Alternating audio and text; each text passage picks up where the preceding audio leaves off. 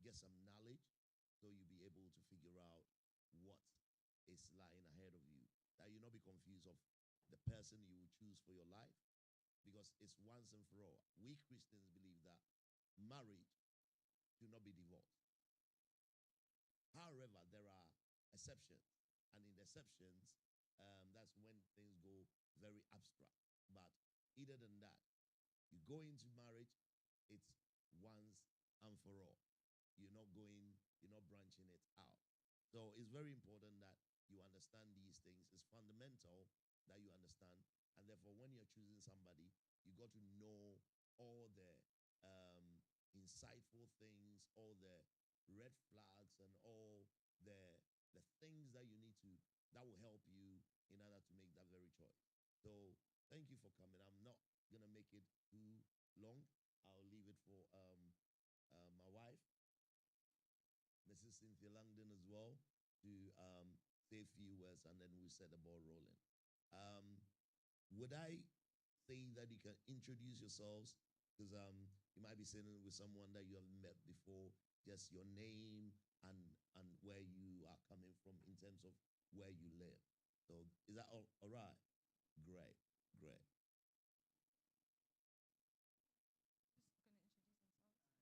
Just going to introduce themselves? Or do you want them to pass the mic around? Okay, here we go. Sit down, don't stand up. Just sit down, pass the microphone. Hi everyone, my name is Jessica and I live in Roehampton. So you're coming from Roehampton? Yes. Wow. Hi, Jessica. Hi, my name is Vivian and I live in Mitcham. Mitcham. Yes. Right. Hi, my name is Aisha and I live in Up Norwood. Hello, my name is Ristel and I live in Croydon. Hello, my name is Delana and I live in Mitcham. Yo, welcome. My name is Jaden. I live in Godstone. I'm Anna. I live in Red Hill. Hi, my name is Steve and I live in Bermondsey. Hi, my name is Estella and I live in Havant. Portsmouth, Havant. Hi everyone, my name is Hadija. I live in Brentford, West London. Can we give everyone a round of applause for that? Right.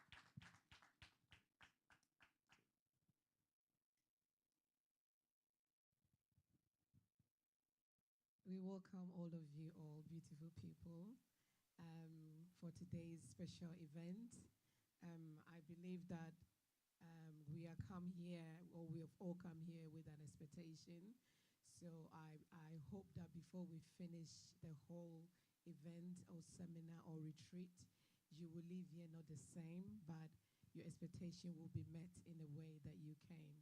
And we had season 1 in the early part of the year, and it was amazing. We discussed a lot of different topics, but today is very specific. And I hope that by the time we hit on that road, you will be blessed and you will get the information necessary to make decisions towards your own life when it comes to choosing the right person. If you are navigating in the dating world, how you can be able to do that, getting it from the point or the standard of Christianity and not just the worldly standard of dating. So there's a lot of things happening or going to be shared today, but I hope that it will be a blessing unto you. Thank you all. Amen. Thank you so much for those introductions. As you guys can tell, this is going to be a very enriching and jam-packed session. And as Reverend Cynthia said, we've all come here with an expectation. So, as an icebreaker to start off, what I'd like you to do, what I'd like you all to do is turn to a partner, to someone next to you, find out their name, tell them one fact about yourself that nobody knows, and number 2, tell them one thing you'd like to take away from today. And just a note, I'm going to be asking you to tell what your partner said.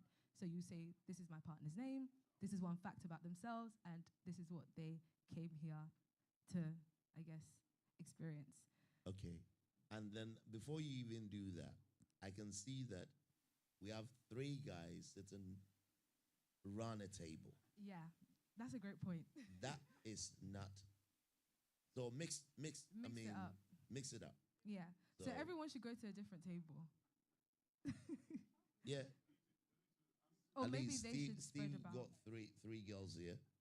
So the three boys, I mean, Aisha and Vivian and Jessica. So, hello.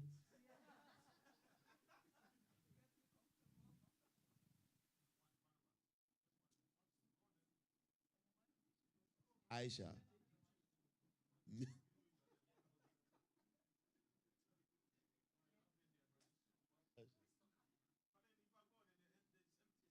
Yeah, don't worry about the empty. You just keep it empty for now. They'll come and occupy. Okay, they're back. Okay, guys, I just remembered I also forgot to introduce myself. I'm Deborah and I'm from Charlton. So please commence with your conversations and make sure you're paying attention.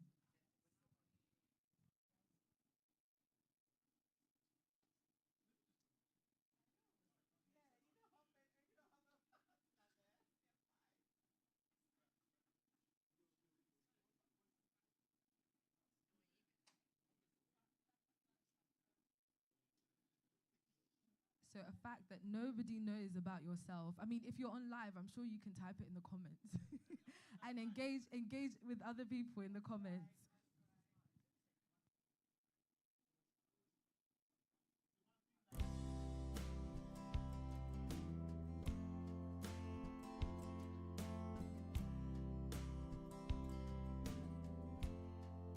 There you go.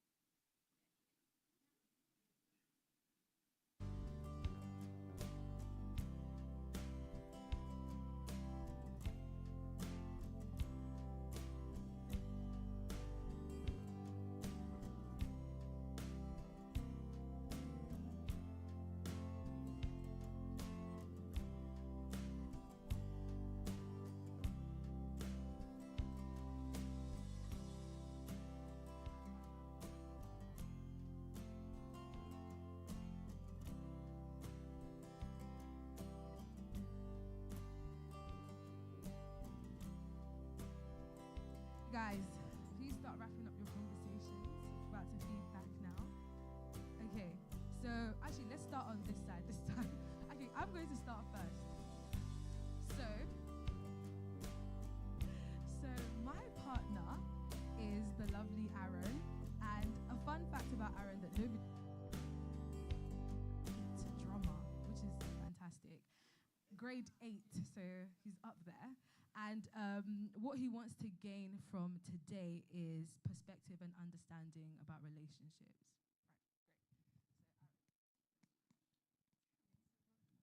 Hi guys, my name's Aaron. So my partner was Deborah. So a fun fact about her was apparently, I think when she was in secondary school, primary school, I think they were talking about turtles, but then I think she pronounced it as tortoise. So yeah, and I think she was the same as me. So for relationships, she wanted more of the perspective side.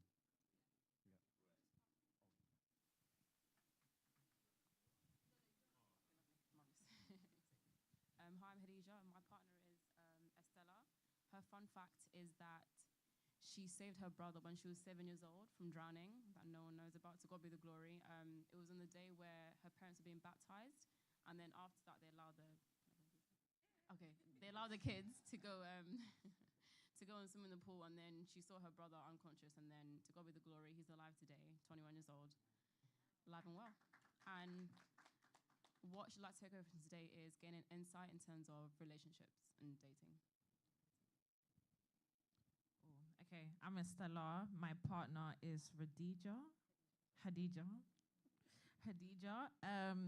Fun fact about her is that she's had her driver's license for 5 years, but only been driving for 1. And what she wants to get from this is insight into godly dating, if I'm not wrong. Yeah. That's it. Hello, everyone. I'm Steve. My partner was Anna. A fun fact about her is that she can hold her breath for 2 minutes. Someone said there. And the one thing that she would like to take from this program is basically the transition from like a relationship into marriage, but in relation to God, basically. Yeah. Hello, I'm Anna. My partner was Steve, and fun fact about Steve is he does styling for a hobby, so he's a stylist. And what he wants to take from today is he wants to basically know how to know who the right partner for you is through the Word of God. Yeah,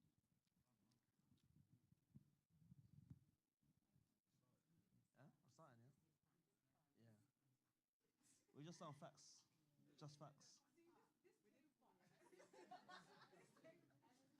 No, mine's fun. Mine's fun. Mine's fun, Papa. Trust me. My partner is Aisha. A fact about her: she works in the healthcare. She's fully Ghanaian.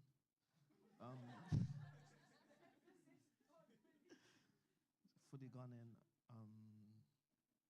And one thing she wants to take from this is having an open mind in going into dating with Christianity. Hi, my partner is Delano. A fact about him is that he's Jamaican. The fun bit is he's got a quarter of Indian in him.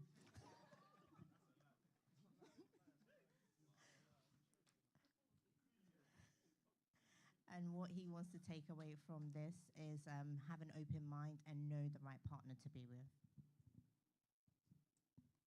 Hi. Okay, so I'm Vivian, and my partner was Jaden. His facts, he says he's Indian, which I still can't wrap my head around it. He says he's Indian, Jamaican, and Ghanaian, and and they are saying it's a lie. So I don't know. And okay. So what he wants to take away today is spiritual growth in relationships. Hello, everybody. My name is Jaden. My partner was Vivian. And a fun fact about Vivian, she said that she studied IT in school. Yeah, computers and stuff. And what she wants to take from today is getting in a relationship with a godly person. So, yeah, lovely, amazing. Hello, my name is Ristel. My partner was Jessica. A fact, a fact about her is that she absolutely loves cooking. So I'm looking forward, maybe you can cook for us.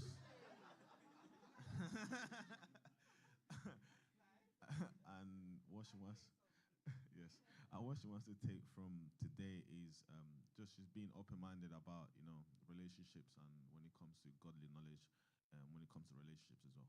Yeah, that was all. Hi everyone, I'm Jessica. My partner was Russell. One fact about him is that he doesn't like eggs and at all. where I won't cook that for you. And one thing he wants to take from today is, well, to gain knowledge about relationships with God. And Wow, thank you everyone. That was so interesting learning more about people that I've known for quite a while actually.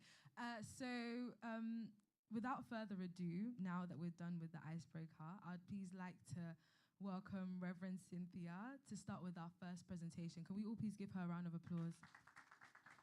Thank you. Wow. Actually, I've heard some new stuff today about some few people, and it's fun, actually, yeah. So thank you all so much. This afternoon, we just go straight due to time, and Laugh Factory Season 2, as we already know. We want to hit straight away because we are all on the same page. If we look at the expectation, everyone is about relationship and everyone is about going about it in a godly way. So we need certain information and impact information that will help us to be able to make those decisions, which is a lifetime decision, and it's very, very important. So today we just want to introduce the reason being that being single in our generation now is not an easy thing. Am I lying, or is it truth? Right. And there's a lot of ideas and a lot of things around being single. It's like, is it like a death sentence? Not really. To some people, to a level, right? So if you haven't received that death sentence, then in your singleness, don't die. And know that it's a season. And very soon, you will pass. That season will pass, and a new season will come where you'll be a couple. So it's not a death sentence. So when you get there, or you are right there in that season, enjoy. There are so many benefits that comes with it. So we want you to know that it's not a bad thing to be single, and it's not a death sentence. So then when you are there, make sure that you enjoy that singleness. Know yourself very well, the things that you love, things about yourself that probably you have not explored that much. It's also a time of preparation for yourself to the next stage. There are stages when you miss, you have to come back. Because life is a stage, you cannot move from 1 all the way to 10. All the numbers you miss, you might have to come back to start again. So when you start and you're growing and you get to that single stage, that stage will pass. But during that season and stage, make sure that you equip yourself enough for the next level, because you need your singleness for your next level. So you cannot just skip it or brush through it. So make sure that you know much about yourself, who you are, what you love best, what the purpose of God is for your life, and then also deepen your relationship with God. Because when you move past that stage and you go to the next stage where you're married, there are certain things you cannot enjoy. And there are certain things you cannot do. Not because marriage is stopping you to do that, but it comes with a whole lot of commitment and responsibility that changes your lifestyle altogether. So make sure you enjoy your singleness. Don't let it be so daunting, like a job that you hate so much and you want to quickly come out of it. So we have to get that in mind. And as well, the world has come to a point that we've made relationships so casual. You know, dating someone, looking for the right person, looking for the lifetime partner is not an easy thing. You cannot just pick anyone that you meet to be a part of your life for good. That's why you need the time to do that search, to find the guidelines that will help you to be able to locate that person that can beautifully match you. Because that's what the Bible says, that a suitable helper that will meet a suitable helper. So you're looking for that suitable person that will be able to help you go through the next stage of your life. And in making that decision, you cannot be outside the will of God to make that decision as a believer. Because the world has got its own standard of things that they look up to. Sometimes somebody will just look at the backside of one person and they want a relationship. The lady just passing in a jeans and the curves are so beautiful, it's enough for them to enter into relationship. So those physical attractions are there. Somebody wants to see the pretty face. So they just look at the face and that's enough alone to go into relationship with them without knowing who they are. So at the long run, the physical ones that you see is only things that attract you, but going to live permanently is the inside of the person. That is going to be forever with you.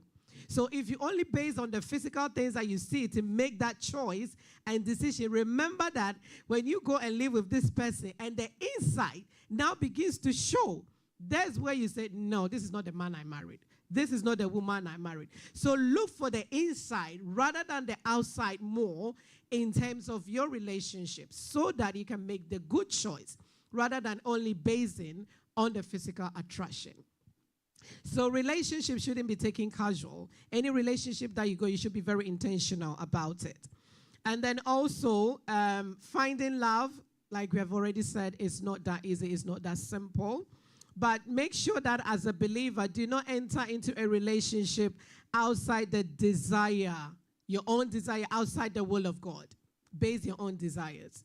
Sometimes we have a whole list that we are looking for. The perfect person that we have not seen still lives in the mind because it's not real. You have this list for like 5 years, 10 years, still looking for that perfect man or that perfect woman to come and be the support to your life. And you have searched, you have dated maybe 1, 2, 3, still, they are not perfect for you. So that exists in your mind and you have not been able to get to that person. Because maybe some way, somehow, you are outside the will of God and looking for the things that your heart desire only. And it's not helping you to make that right choice.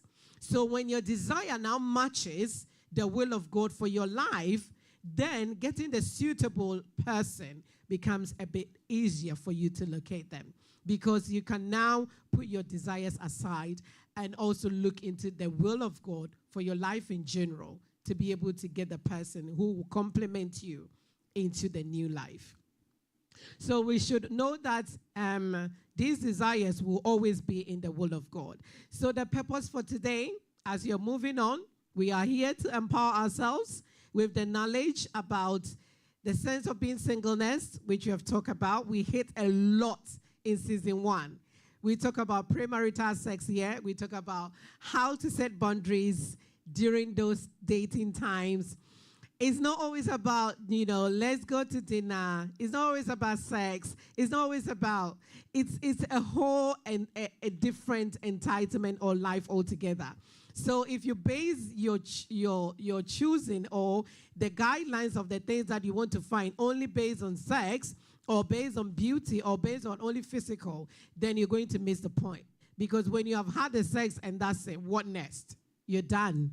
You were looking for someone else because the expectation probably in your mind was not met during that time. So you're now looking for another person. So it goes beyond that. So we want to now empower ourselves in the singleness. Also today, we want to discover ourselves a lot in choosing the rightful person. Sometimes not knowing who you are also doesn't help you to know who will help you in your life. Because then you're looking for a wrong person because you don't know who you are. And you end up attracting a wrong person. But first discover who you are. Love yourself. Know who you are. That will help you to know the person that needs to come into your life. So we want to do that. And today, more especially, we are going to talk about the very things that will help you to identify the rightful person. That is the main purpose for today. So I hope that by the time you leave here, you will be able to find 1 or 2 things that will give you that guideline, not to be in a confused state about your dating partner, not to be in a confused state about who you will meet from here or any person that you are dating, that you will be certain to know that, no, this is the right one for me. And from here, I need to take my relationship to the next level. And that God will bless that relationship that you have. So today, these are the things that we want to. That's the purpose and the expectation. Navigating the dating world is very crucial as well. Because in our 21st century, dating is almost marriage itself. Just the date alone is almost marriage already, where there are commitment and responsibilities happening, but the families and the real commitment that you have to do for, as we see you as couples, is not there. So we want to discuss all these things and help us that all these expectations will be met before we leave here. So I will just bring this part to a close, and then Bishop will continue from the next presentation, and we are going to dive straight. If you have your notepad, if you want to record anything, if you want to write anything down, because this is the reason why you are here. You spend time to come here, and we are just going to go straight into all the signs that we need to see, the red flags that are there. You're trying to ignore it, still be in that relationship. You come back and blame God. No, we want to identify those things and move away and make sure that we are making the right choice for our lives. Thank you very much for your audience. Thank you so much, Reverend Cynthia. So before we move on to Bishop, I'd just like to hand you all pieces of paper so that during the presentations, if any questions come up, just write them down and I'll collect the paper later and then we can project them when the Q&A session comes up. But you don't have to, if you think of questions when it's during the Q&A session, that's fine as well. But this is just so you don't forget. So I'll hand this out to you later. Now we're going to have a short break. Yeah, so we're going to have a short, we'll have a short 5-minute break. Yeah, 5-minute break. You can grab some, refresh a drink, go to the loo if you need, and we'll gather here in 5 minutes' time. Thanks, guys.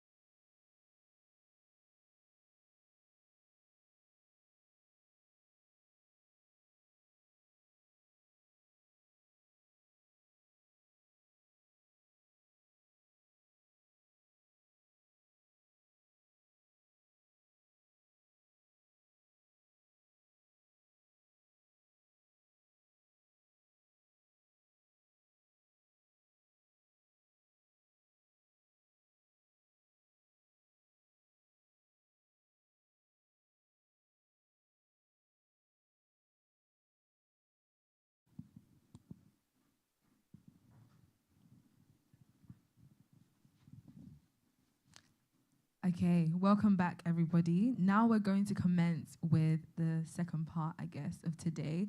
And I'd like to give a very warm welcome to our Bishop, Melvin Longdon, to give us this session. Please make sure you pay attention. Like I said, write questions, take notes down. There's a lot of enriching information you're about to receive. Thank you very much. Thank you very much, Deborah and everyone. And thank you for the newly walked in participants as well. Pastor T and Gloria for coming. Let's give them a round of applause for joining us. Right, so when it comes to relationship or marriage, every individual is unique, different from one another. Therefore, marriages are different in itself. So you're not really going to look at someone's experience to mold your marriage, because you can't copy the person you want their experience in your marriage, or you cannot be the person that you want your marriage to be like yours. So the uniqueness must make you look for. So, I mean, quoting the Bible says that he that findeth a wife. So the findeth there is search. You got to search. And in searching, you must understand that you search in a location. In a location. So to find someone to be a life partner or a marriage material for you, the most important thing is that where are you searching for the person? Or where can you locate the person? So your location of preference is very, very important. And I'm talking about, when I'm talking about location, I'm talking about the jurisdiction within which you have to go and get a partner, whether a husband or a wife. Is very, very important. That is to say that you cannot choose your partner anywhere at all. There must be specifics based on who you are. Because where you choose your partner will determine the longevity or the shortness of your relationship. So you go pick someone, excuse me to say, from the club. Go pick someone, excuse me to say, from the street. You go pick someone from anywhere that does not match your preference or the lifestyle, you're going to be in a serious trouble. I mean, it's going to suffer a great consequences, and you'll have to bear it. So location is very, very important. And in finding location, you think about two things, because you as a Christian and you as a person. So there are two dimensions here. There is a physical dimension and there is a spiritual dimension. So whoever you're going to get, think about these two things, the spiritual aspect and then the physical aspect. Majority of Christians go for the spiritual aspect. So who is prayerful? Does a person come to church? Does a person read the Bible continuously? So all the criteria tick the boxes of spirituality and then leave the physical aspect of it. But you're not going to live with a spiritual person, a spirit person. You're going to live with a physical person. And therefore, the physical aspect must also be considered very, very important. So we're going to now look at the significance of the physical aspect of your choices. Number one, you have to look for someone who is a life giver. A life giver. Someone, when I'm talking about a life giver, someone that will keep your life active at all times. Someone that you are with and the person is always bringing some new strength into you. Are we understanding that? So you don't feel dead. I've married for 23 years, okay? And I'm telling you, one of the boring things that you can get is to live with a woman or a man who is not active, who is always dead. Dead in bedroom, dead in kitchen, dead in the living room, everywhere is dead. But remember that this is the person you say you're going to spend the rest of your life with. The first year might be okay. Some of you can cope. Those of you who are adaptive, so you can adapt that very condition, but you cannot adapt the condition for a very long time. So look for someone who makes sure where you are choosing the person is someone that can bring life to you. Are we understanding that? Right. So we go to, if the person can bring life to you, that means that the person must always be someone that you can have meeting with. Meeting. So when I'm talking about meeting, the person can match you equally on your preference. Are we understanding that? So when it comes to intellectual communication, when it comes to emotional communication, when it comes to all these things, the person must be able to meet you halfway down the line. Other than that, you always be dragging the person and you feel like the person is being a load. Come on, imagine you carrying a person for 3 years, 4 years, 5 years, 6 years. What's going to happen to you? A time will come that you'll feel drained. And when you feel drained, that is when you start to think about express, side chick, and spare ribs. Are you understanding that? And that's where you start to look elsewhere, because the meeting place is not really you're not getting the meeting place well. So very sure that this is very important. I'm talking about the physical aspect, not the spiritual aspect. Are we understanding that? Okay. Then we move on to the wealth aspect of it. You don't want to marry someone who is dumb in terms of how to make wealth. The person might not have money or wealth here and now, but the ideas, the vision, where the person is going, how to go for, how to save, how to make sure that we are demarcating our finances. The person must be able to tell you, I know how to manage money. Are we understanding that? Now, when it comes to women and when it comes to men, men sometimes fall victim of how to manage money well. Women are good at it sometimes. And when it comes to this, the comparison, women are more on advantage side. You know why? Because women are managers naturally, as God has made them. They manage things. You give a woman your sperm, they give you a baby.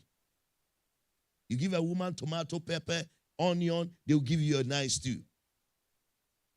So you give a woman money, guess what they're going to do with it? They'll build you a house.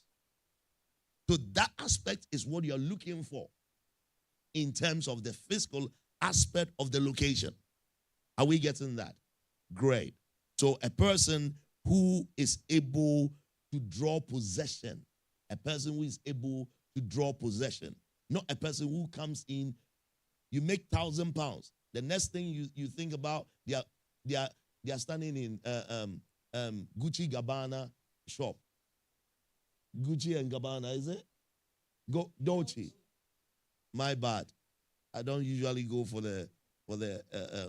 those things. Right. So they spend money more than possessing money. Right? They spend wealth more than possessing wealth. Bless you, Steve. Thank you very much. So it's very, very important that someone that can also focus the future, okay? Someone that can cast a vision, very long-term vision, short-term vision, and the person is what you need to grab. There are more. Now, it is not necessary that you have to pick your partner from the church house, okay? And that is what majority of the people go for. When it comes to the avoidance of people that you don't need to marry them or you need to really say no to. I'll explain further. Because there is a difference between a non-believer and unbeliever. Okay? There's a difference between non-believer and unbeliever. Non-believer is someone who is not in the same faith as you. Are we getting that? Someone who is not in the same faith as you. For instance, as a Christian, you decide that you want to marry an atheist. Okay? The atheist is non-believer. Okay? But as a Christian, you want to pick someone in the church. You can pick an unbeliever. They are in the church, all right. but their faith level and their understanding in the gospel as compared to your faith is not there. So you say, let's fast. He said, me, I don't believe in fasting.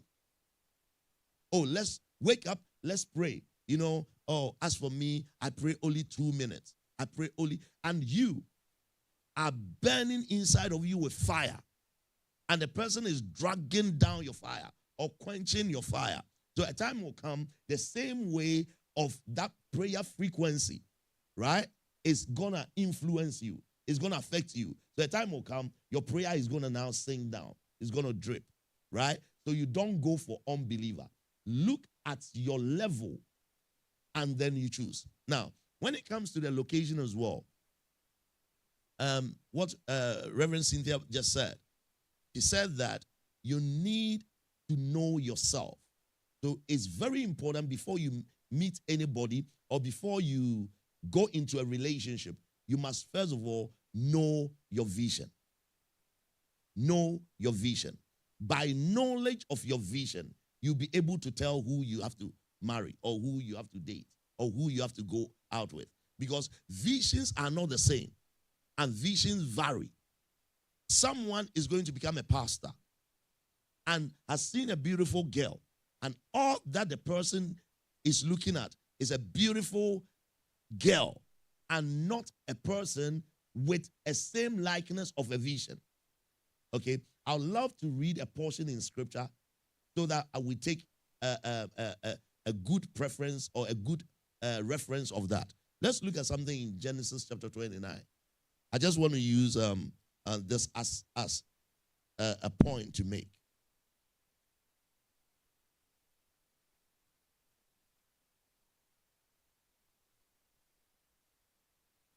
And let's look at the verse of 9, the verse of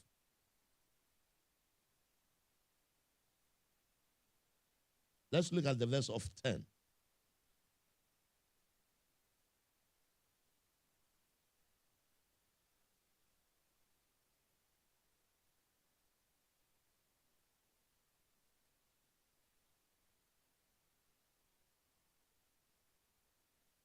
Reverend Cynthia, you can read it for me, please. Oh, yeah. All right. So let me read it. Oh, you're there.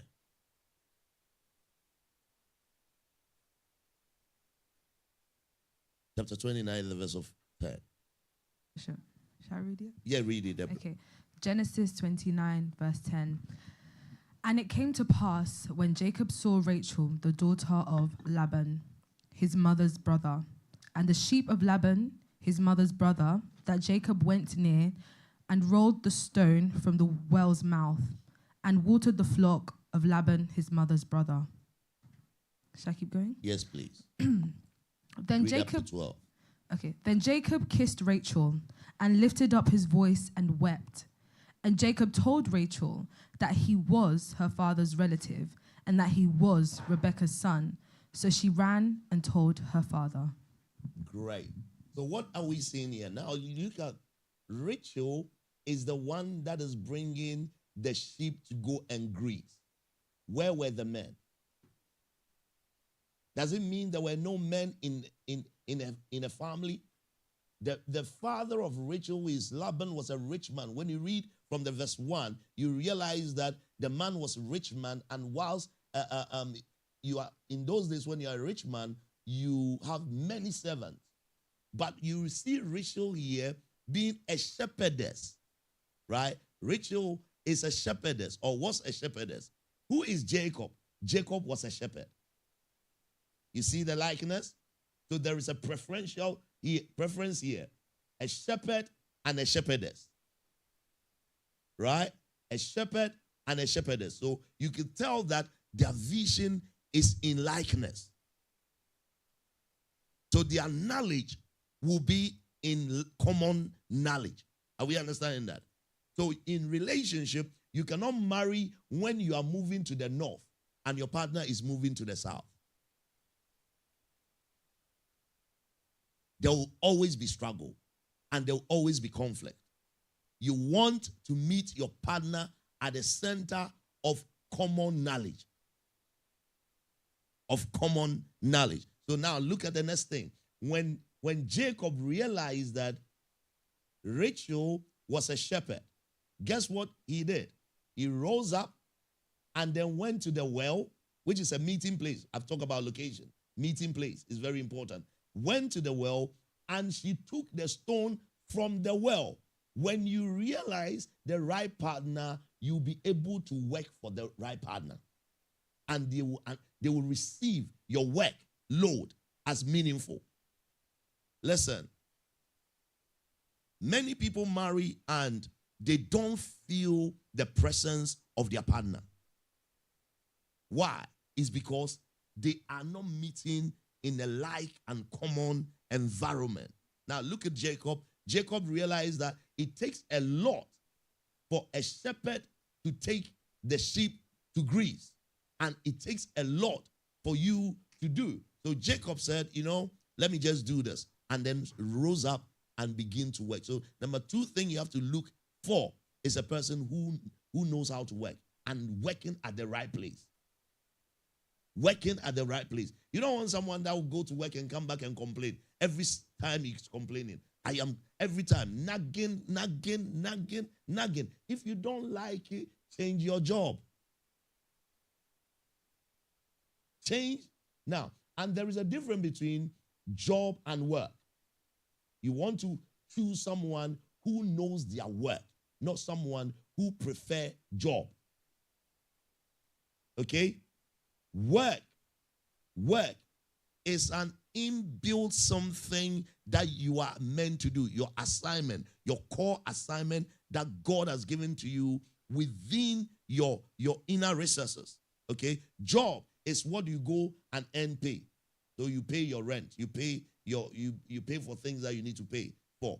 But when you have a work stays with you. Even when you sleep and they kick you, you'll be able to know what to do. Are we understanding that? So don't mistake a person who works so hard and a person who has a job. Many women will go for a job. Many men will go for a job. But you go for someone who has work. Who has work. Someone who has work knows their assignment. It's connected to your assignment. And our assignment is what God has given to us. Are we understanding that? So you see how Jacob now did this. And number 3, Jacob did something. Soon as he fed the water to the shepherdess, what did he do? He kissed the shepherdess. Jacob did not miss who he has to marry. Many of us, we want to, when you see a beautiful girl, slim and tall, you want her. Short, you want her. Backside big, you want her. Curves, you want. So you realize that there are many men who are confused about their partner. And if you meet someone who is confused, every time they are telling you, I'll stop with you. You're not right for me. They can stop with you within 1 year. They've stopped with you they've broken the relationship for about 3 times. And they are still with you. They are confused. They don't. Jacob just rose up and kissed the girl. When he saw the woman, he was not confused about the woman. So if you want someone and you make your choice, don't be confused about the person. So I'm now switching to the spiritual aspect. So the spiritual aspect of your location is that someone that brings you refreshing all the time. He will renew your spirit. You always edify your spirit. It is a symbol of your renewal and your cleansing. When things are not going right, they have the right words to speak to you, to really bring you into that very spirituality, always reforming and refreshing you. Number 2, you want to also pick someone in an environment where the person can provide. The person has what it takes to provide, can provide. And you also want to pick someone that will always lead you into godliness. That will lead you into godliness. It's very, very important. And also, you want to pick someone that always bring you to that very encounter with God. You know, in Christian walk, as is more like our physical walk. There comes a time you'll be tired. There comes a time you'll be weary. There comes a time you will feel drained. And you want this person that will bring you that encounter with God, lead you into that encounter. So that whenever you feel short in your spiritual walk, there will be a new dimension. Lead you into a new dimension. Lead you into a new anointing. Because the person you are marrying becomes your prophet at home, becomes your pastor at home, becomes your bishop at home, becomes everything that you need a pastor to do for you. So before you even call on your pastor, wherever you congregate, your pastor, your husband or your wife must be able to do the job of the pastor at home. It's very, very important.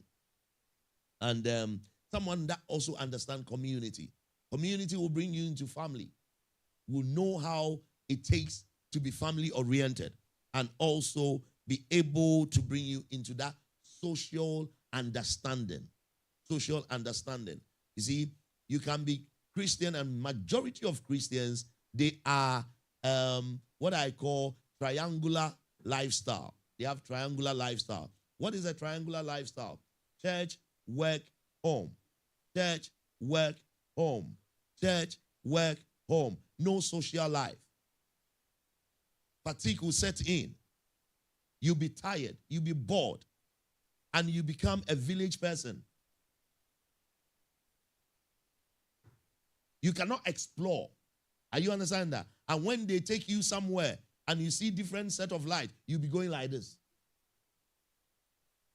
You will not be an adventurous person. So you want to marry someone who understands social community. It's also part of spiritual thing. So Apostle Paul says something. He says, physical exercise also profit a little. Do you understand that? So these are balancing your life as a believer, balancing your life as a Christian. You don't want someone that is bored every day. Home, home, home, home, home. Let's go somewhere. You say, oh, okay.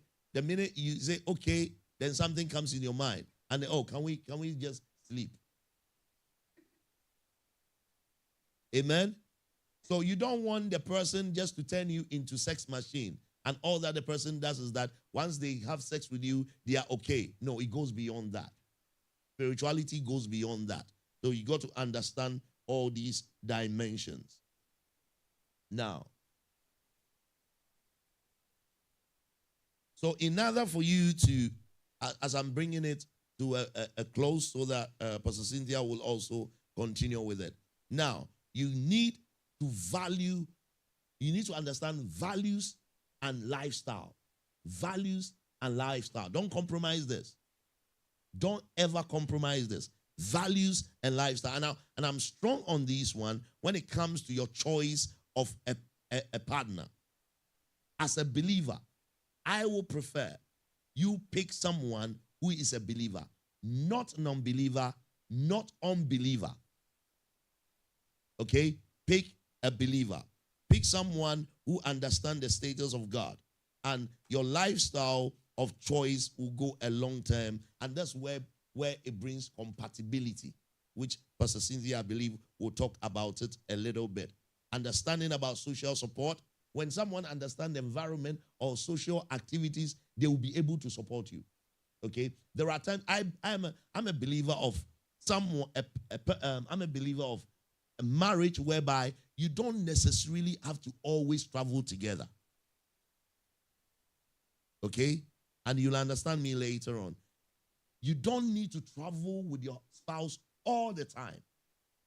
Because there are times that you alone need to have your space and go and enjoy yourself. And this can be done only by trust. Because some of us, when they say we are going by ourselves, they know where they are going. I'm not talking about that lifestyle. Am I talking to some believers here? Am I talking to believers? And that's the reason why I don't want you to marry unbeliever. Because an unbeliever is in church, but he's doing other things. Okay? So when they say, oh, I'm going for this and this and that, by the time you realize they have digressed. They have migrated to where they didn't tell you they are going. And all must be looked at in this very respect. Building social network.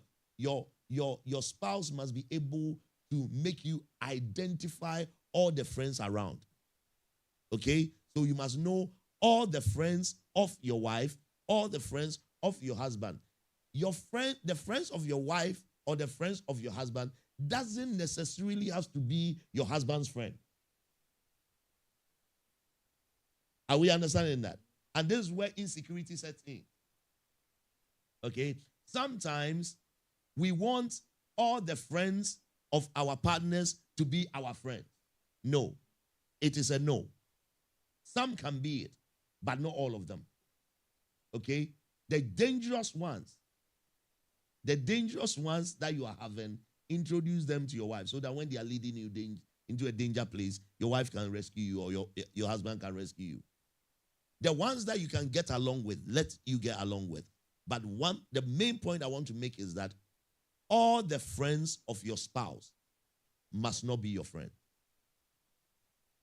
They must have that very liberty to also choose their friends for good reasons, for the benefit of the relationship.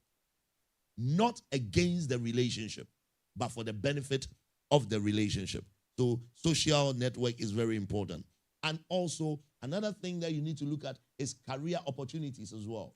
There are some men and women, you marry them, they stop working.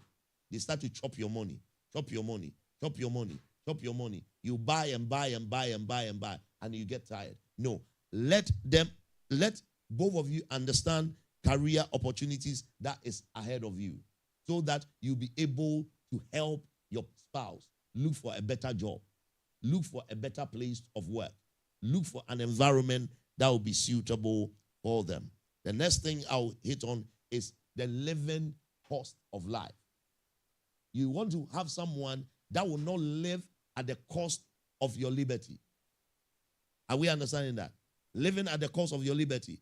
Eating everything and not be able to bring anything. Not making any financial stability. Not making any financial impact. Not having any quality of life. The fact that you are a Christian doesn't mean that you must be short of quality of life. You must look at this.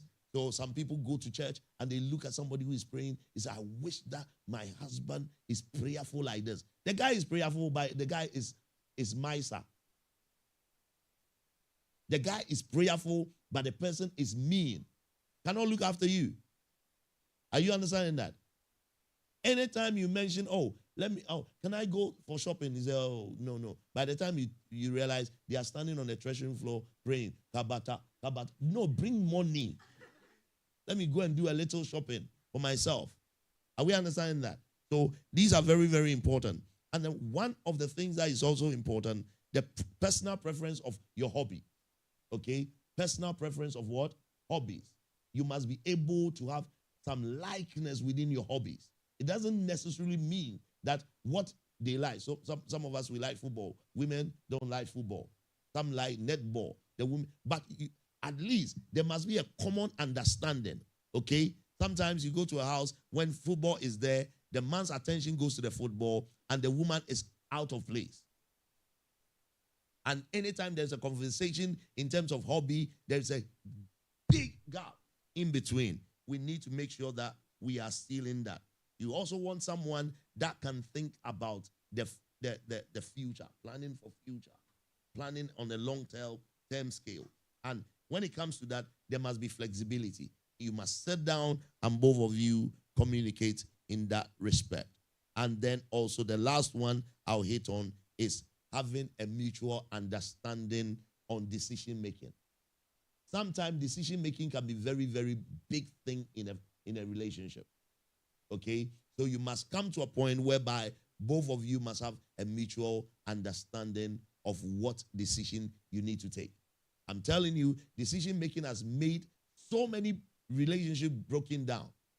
It has really devastated a relationship that is supposed to go far. But when you come to a point where decision making is mutual, it's not one person be authoritative or dictator in the relationship, but you can bring consension, you can bring deliberation, you can bring flexibility in the way you make decision. Is very, very important. So this is where I will end. and then I'll hand over to Pastor Cynthia. And if you have any question, when we come to the question time, you will throw it to me. Thank you very much. Let's clap for Bishop. Let's clap for him. Thank you so much. Thank you all. Please, the drinks are still there. If you're tired, you can just rise up, stretch a little bit. But we need to go on because we are still behind time. And we're going to talk about one important aspect of still identifying the true person. Bishop has hit on location. And I'm going to talk about compatibility. It's very, very huge. It's very broad. And we want to tackle compatibility across board. Compatibility is not love. It cannot be measured only for love. The fact that you have things in common doesn't mean you can marry this person. Compatibility goes beyond just being similar. Oh, you like blue? Oh, I also love blue. Wow. Okay. The favorite movie I like, Avengers. Oh, me too. Wow. You count it, you have the list, you take, and you see that you are very similar in certain ways. And oh, wow, this will work. It will really work well. Wow, I love traveling to France. Me too. Wow. So we do the checklist, and it's like, so the places you love, I love. The movies you love, I love. The food probably you like, jollof rice. I also like. I'm a fan of jollof rice. So you count the list and know, oh, we are so compatible.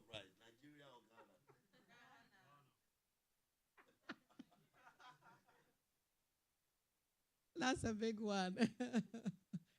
So compatibility just go beyond the having things in common. It also goes beyond astrology. Oh, I'm what? Is it Cancer or Capricorn or whatever? Oh, me too.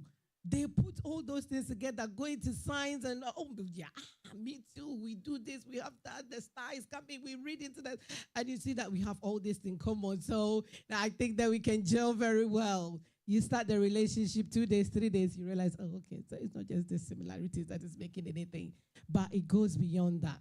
So we just want to look into that compatibility. It's very important because it's a part that will help you in your relationship to be able to have a very healthy relationship. It allows you to function together harmoniously, and it also helps you to be able to know each other very well. It helps you to operate harmoniously, and it also helps you to have a very healthy relationship. So if you're looking for a long-lasting one, please make sure that you check compatibility on the different levels. And the first note that I'm going to talk about is share of long-term values. Bishop just touched on that. Sharing long-term values. And I'm going to explain. We were watching, I think it's on Netflix, I don't know. I've forgotten the title, but probably if I say it, some of you must have watched it before. There were these couples, they were all dating. Some have dated for years. Some 3 years, some 5 years. And they're expecting, the relationship to be taken to the next level. So some are expecting some proposals. Some are expecting, is it ultimatum? Yes, something like that. Others are expecting, to receive that ring. Will you marry me? Others, the expectation, move the relationship forward a bit. We've had all these things for so long. And, they're not getting it. So one person is pulling the string that I'm giving you ultimatum. If you don't propose, then I'm moving on, leaving the relationship. So they put themselves in a test. So if the couples come together, they put them in a test and they switch when they get to the place where they're all coming together. So if Rachel and Jessica come together and Delano and Vivian comes together, in terms of moving forward to find what is happening to different tastes, different people, they switch. So Delano now will be with Jessica and Rachel will now be with Vivian. So they explore the other partners of other people that comes. So that we watch it to a level, and the main idea is for the other person to see what they are missing. And if that's what they want, then they have to go for it. So the person that pulled the string of the ultimatum will now go and take that relationship forward. But on the other side, some people are also going to lose the relationship because now they've tasted the other side and they are finding other qualities, or they're getting used to other people that they think can be better than what they're having. So there are disadvantages and other things that somebody will end up going out with another person's partner within this thing that they were doing. So just to cut that short, there was this one was ready, but the other wasn't ready. They have good jobs, good pay jobs, they have their homes, their houses, good money coming in. What stops them? But still, the woman was not ready, only because she doesn't want children. But the guy is ready, but the girl was having that problem. So she doesn't see how she has to accept the proposal. She needs to reach a certain level. And yeah, to cut that short, there was that, sort of losing her, to let her go, because the man was ready, but the girl was not. So sharing of values are very, very important. It could be a point that, me, I want 5 kids. But maybe the man that is coming is not. He's not interested in having children now. So what will be the next thing? Well, I want to further my career. I want to, develop myself better. I want to become this. I want to be that. So how do we share that in common? How does that help us? How does that fit into your relationship? That the man that I want to bring in, and me as a person, or the woman that I'm dating, are we very common on that? There's this woman that they don't want anything to do with education. But there's this man also that wants everything to be perfect in the house. When you step your foot in their home, you know that everything is perfect. This is done this way. This is done this way.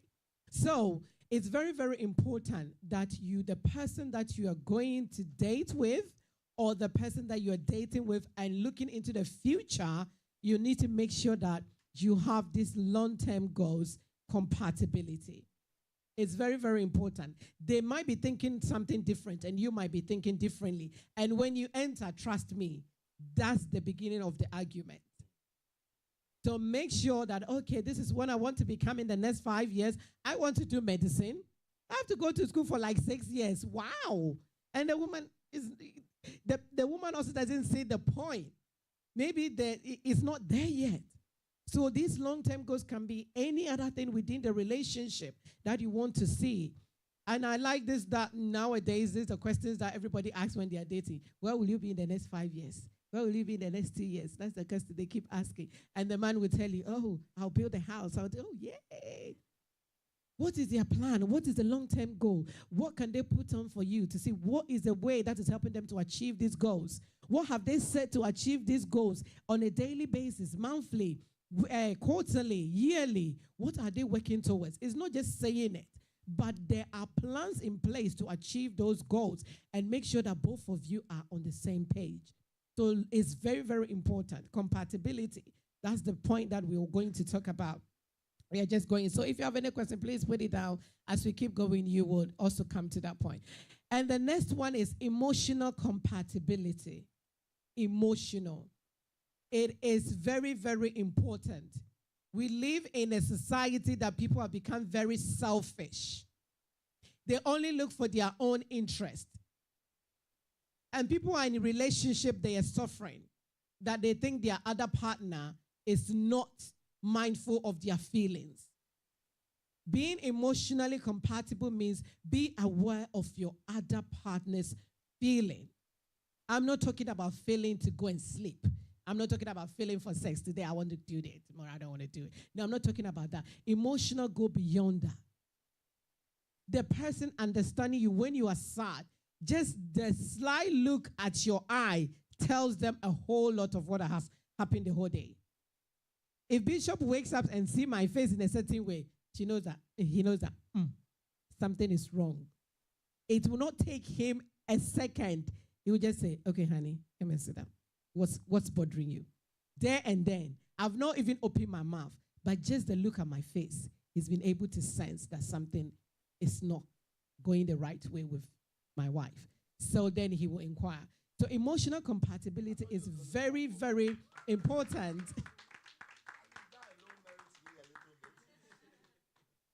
Be aware of the person's emotions, what they are going through.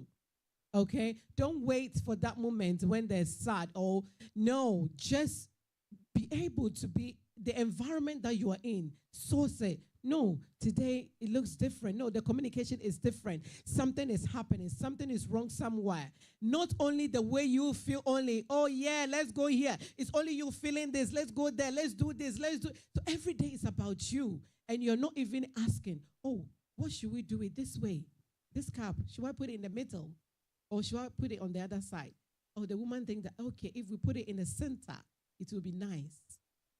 Just also accepting how she feels about putting this there. So that level of connection is very, very important. There's so many emotions that we go into every single day. There are some of them when you come back from work, their work environment alone is so much that it puts a lot of stress on them.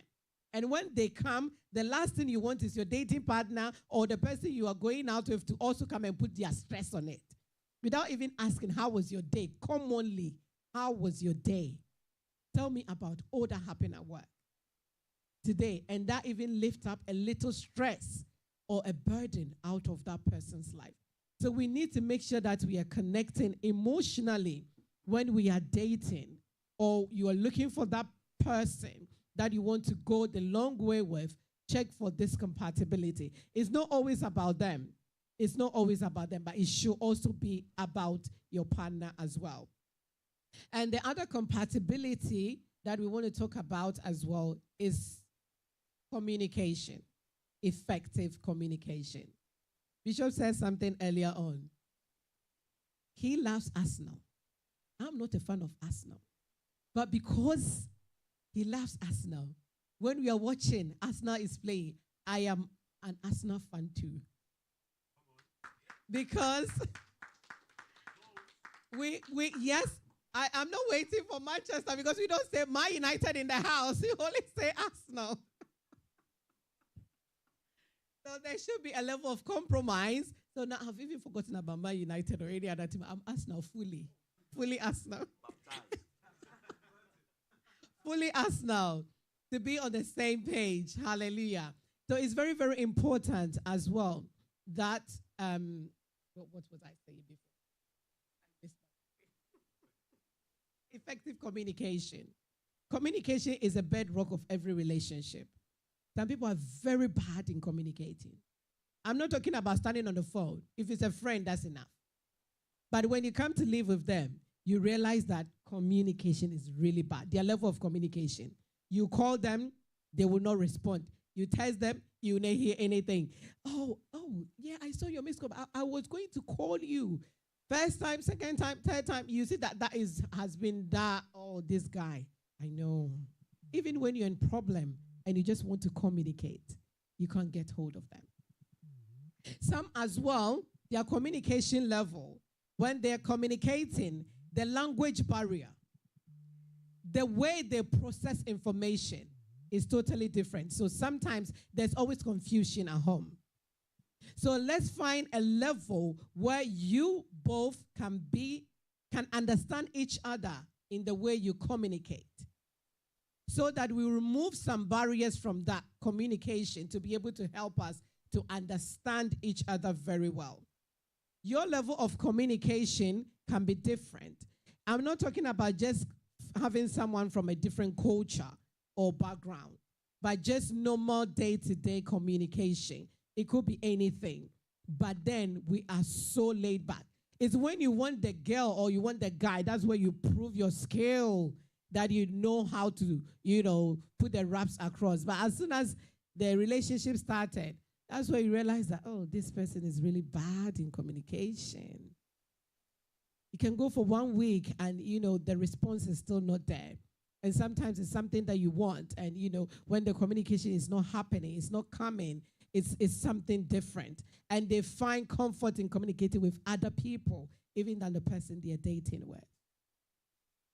So we have to come to that level that our communication are very compatible. Let's work together. Where is a mistake going? What is happening here? Okay, this is what I need someone that can respond to me all the time. I'm not talking about being demanding or too needy.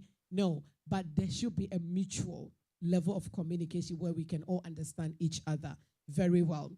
Bishop and myself, when it comes to our level of communication, he said something with the location that Rahel was Laban, he was a shepherdess. She was a shepherdess. So the communication level between them was very easy. Jacob, it was very easy. Sometimes to the person is from a different level from where you are going, so your communication becomes very difficult. When we talk, every preaching that's supposed to come from the pulpit, I'm the first congregation to hear the preaching. When he's preparing the message, I can sit late with him, and all the points that he will share, it's just amazing. So I get my double blessing. I get mine at home before I come here Sunday and listen to that message. If we're not compatible on communication level, I should be sleeping. And that alone of waiting to hear his preaching will put me off. It can create argument within. Why must I listen to your preaching when you're going to preach the next day for me to hear? But because we are compatible on that level, and also we are both in ministry in terms of where God is taking us, our communication level falls in place easily. And therefore, I find it joy to sit down 3 a.m. to enjoy the message and still come here at 9 a.m. and get my double blessing on it. So we need to find that point where all of us will be together when it comes to that point. It's very, very important because communication is everything. Non-verbal communication, verbal communication, just a little glance of the eye when you're getting all the side-eye bombastic show in the relationship, you know there's something wrong. You have to ask questions and find out what's happening. And the next level of compatibility is financial compatibility. Financial compatibility. There's this woman, she's always ordering for hair, Brazilian hair, green, blue, orange. So, okay, so Steve knows where I'm coming from. So one day the husband was going to work and he was a bit late for work.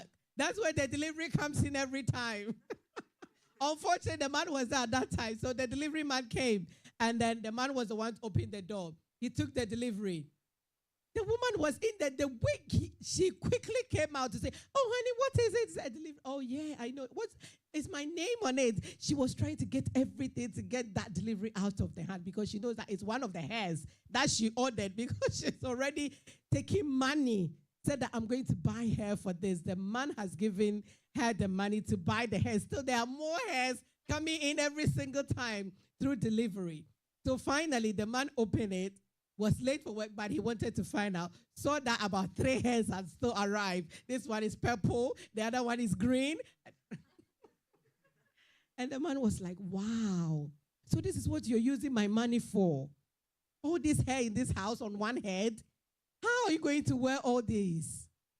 Okay. And then I said, "Oh, honey, you have to return all of them." Then that was she didn't like it. But that alone, an ultimatum was given. Return some of the hair. It's either than that, the next few days, this amount of money is not coming to you. So what am I trying to say here? Compatibility in finances is very, very important. Where are the monies going? What are your monies doing individually before you come together? What do you use that for? Some people are just spendthrift. As a month comes, they just, they don't know why. They will just go and buy it. Eventually for them to know they don't even need it. And especially women are good, like Bishop said, we are managers, so we can manage the home very well. You give your money to a woman and you're coming back for an interest on it because they've developed it very well. That is a good woman. It's not every woman that's going to spend your money. There are some of them, when you give it to them, they're using it very, very well. Don't hide it. Don't hide it. Yeah, we are doing it separately. Yes, we are not married for us to know. Nobody knows the paycheck that's happening. But in going forward, you should know how their spending is going. How do you know, this guy likes spending too much. These loafers, I've seen these loafers coming in. Like, this suit. they will love their body too much and they're not looking like me too. I want to buy a house. By the way, I see this guy is wearing suit every month. It's like, it's so serious. How are we going to save to get the mortgage? So it's important that whatever you use your money, you are using your money wisely, and both of you understand, if you're moving into the future, understand where your monies are going. Because I know some of you are dating, and dating has gone in a while, and you're looking into the relationship to the next level.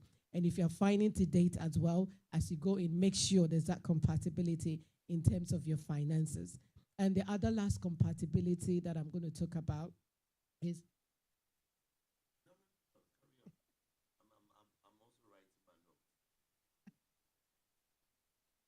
intellectual compatibility. Intellectual compatibility. It's not every one of us that have got a head to learn. Okay? You might be brilliant. You can have the degrees. Your wife may not have. Probably they just finished at A level. Or the woman you're looking at is just finished their A level. They might not have the head to continue to get the degree, but they can be a suitable mate for you in what you're doing.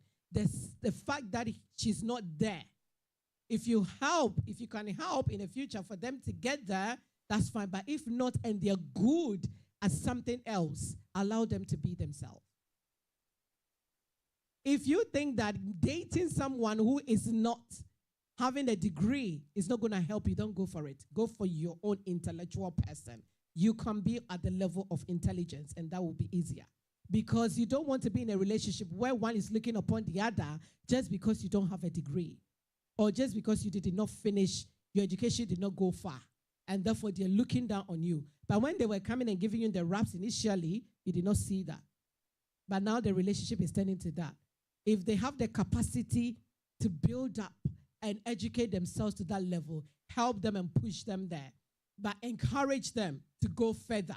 But if not, and they're good in something else that is potentially good to bring that source of income, to help that person to shine, encourage them to do it. It could be just cooking, it could be hair, it could be anything. They're just industrials that just a simple glass of water can bring millions. But maybe you have to do your master's, and that is enough. So make sure that you're compatible. If that is not working, please look for the one that will work for you. And that will not be a problem within the marriage or when you're now dating someone. So let's be mindful of that, intellectual compatibility. And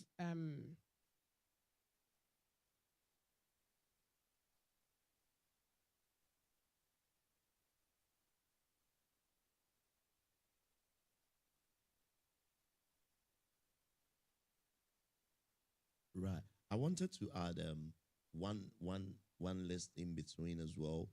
That's cultural compatibility. Right. So this has become a very bone of contention in many relationships. Right. So people want to center on the fact that, you know what, if I don't want a black man, for me, I want a white man. And therefore, when they even meet a black man and the black man is suitable for them, they have blocked their minds on the fact that they only want a certain kind of culture or race, right? If you do that, you miss it. Because marriage is not centered on one particular thing, right? You have to generalize it and look at different aspects of the relationship. Okay, the person doesn't come, is not a white man, is a black man. But apart from him being a black man, is it something that he has that will help my life, that will really lift me up, and that will really make me actualize my vision? So all these things are very important that we look at very well in terms of compatibility. thank you, Bishop. And there's one huge thing, and I think we all look for that, sexual compatibility. This is not a point that, oh, let me taste it and see if it's working. No. Yeah, but I need to know if it's working. What is working? So if you went there and it's working, what next? So now you're able to stay there. Nobody is testing anything, it's working or it's not working. We are going beyond that. Sexual preferences. Sometimes you know that even before you go into that relationship, there is a problem. Make sure you fix it. Don't go and worry somebody's daughter. There's this guy who was a virgin, and they got married. So at the sermon time, the preacher said, make sure that when you go home, make sure that, you do the action. Make sure. In my language, we call it ayafano. So it means make sure you do the action. But literally, fano means you can carry. Like I want to carry my little baby. So they went. A consummation time came in the night. This young man said, the pastor said I should carry. So they started carrying this woman at the back. Carrying day one, carrying day two, carrying day three. She took the phone and called Pastor. Pastor, please, this is not what I bargained for. I've been carried for 3 days in this room. No action is happening. There should be that consummation. But it's because he didn't know how to go about it. We are talking about sexual compatibility. Some people's sexual drive is really high. Please don't go and kill somebody's son or daughter. If it's high, make sure they are aware of it. Your libido is somewhere. So you want it morning, afternoon, evening. These girls who cannot carry morning, afternoon, evening, only maybe in the evening. And there's problem. Because every day you are ready, the woman will be in the bathroom, honey, open the door. No, I'm not. Honey, open the door. Oh, no, honey, I'm not. She will stay in the bathroom the whole day, locked herself up in there. And you'll be waiting. I watched this movie. It's so funny. The woman was chasing this woman everywhere. And the girl literally will go into the bathroom and lock herself up until she will finally hear if the man has left the house, if the front door is just before she comes out, because she's so scared. She's tired. So we need to find out all these things. It's called honesty. So you can build that trust. There's no need to hide. If you are going to be on that level, there's no need to hide. If that thing is way up high there, that's fine. They should know, so they get ready to prepare. So that should be the compatibility. If you think going for a person with a high libido is not going to help you, don't go and break your womb. Please, find someone who can be compatible with you and then go. It will help. Rather than bringing Bishop in the night and calling, Papa, please, if you don't come tonight, I'm going to call the police. The police is not coming your home. Police is not coming to your house. So it's very, very important that we find out that compatibility is there. And then another one is lifestyle compatibility. We are all coming from different homes, different backgrounds, brought up by different parents, coming from different cultures. Their habits, their individual habits in their home, their goals, it might be at par. It might be on a different level. And some of the habits is the things that you dislike so much. So every day you are having constant argument because they are totally opposite of what? So the bigger question is, if you're not compatible with someone, can you even date the person? It depends on the two. It depends on the individual. If you're willing, number one, and ready to work it out among yourselves, to help each other to become the better person, then the relationship can be. But on every level, if your compatibility is that low, trust me, there's not going to be that healthy relationship. There's always going to be depression. There's always going to be mourning. There's always going to be argument. There's always going to be enduring instead of enjoying that kind of relationship. So make sure that Compatibility is not everything that you need to have before you marry. Like I said, it's also part of the things that you have to. But it's not always love. When you're compatible with someone, it doesn't mean you can love them. It goes beyond that. So we need to find out that sexually we are connected, emotionally, intellectually, lifestyle, financially, in terms of long-term goals, values. We know our values. We cherish each other's value. Is a person that has got value. Yes, someone who is very honest. Okay? You can be yourself in the relationship and don't feel any pressure. That compatibility. You shouldn't be looking over your shoulders if your husband or your wife is coming because you have to quickly go to the kitchen and take some meat to eat or finish eating kenke before they come in, because when they see you eating kenke, it's a problem.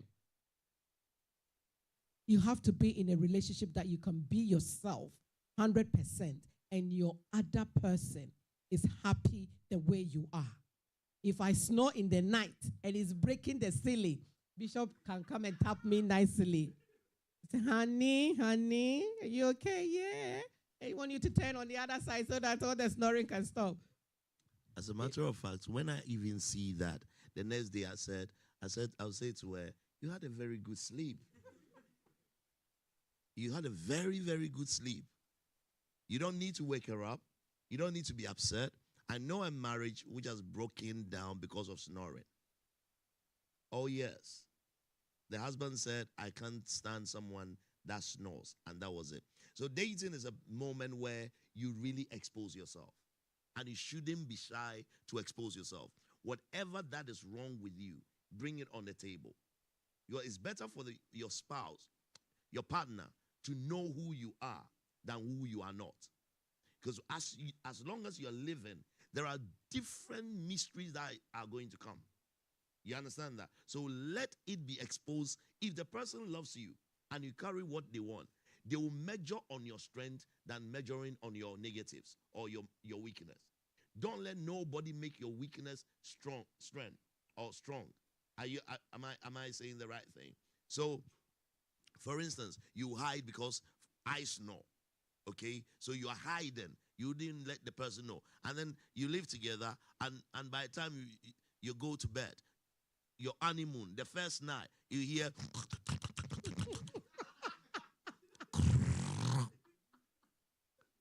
Hey, is that the woman I married?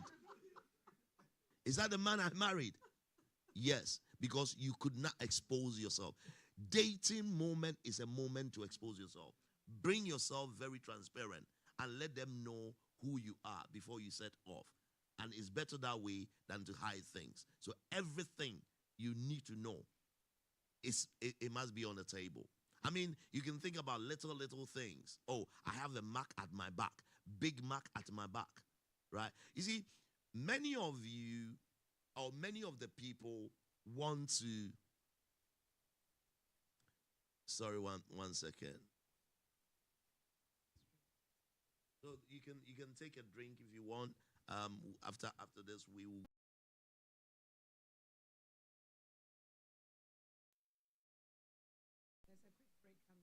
There's a quick break coming.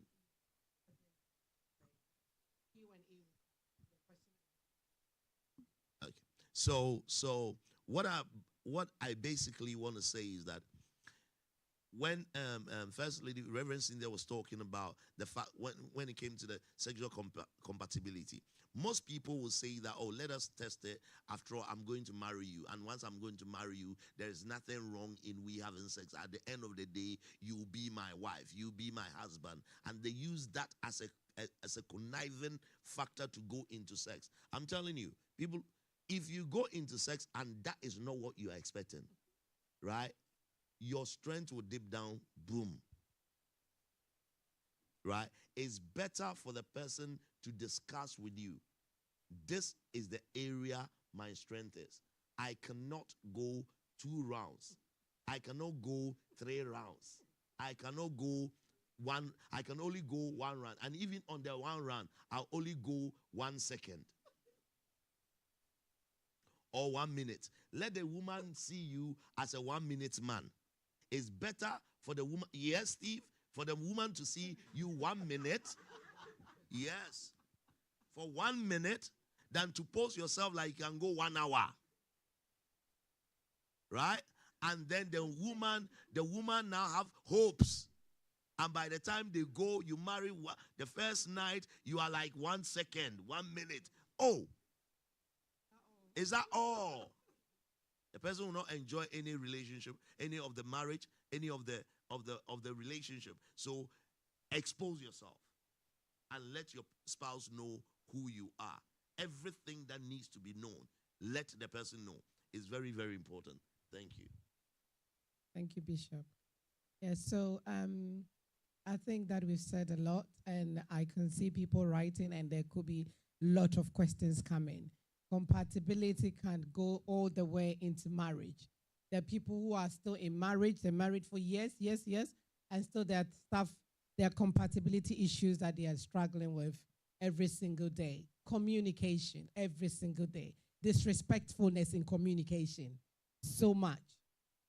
So we have to make sure that we are able to find that level and see those things that we have in common, not necessarily similar things that we all like to do that makes you compatible with the person, but going deeper than just looking into that. So we'll bring this session to a close, and we will give room for that, yes, short break to just stretch a little bit, and then we come back to the Q&A session.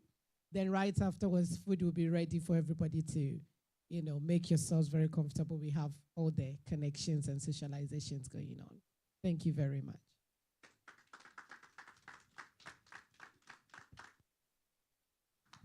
So everyone feel free to grab a drink or some fruits at the back, some cake, and we'll be resuming in a couple minutes.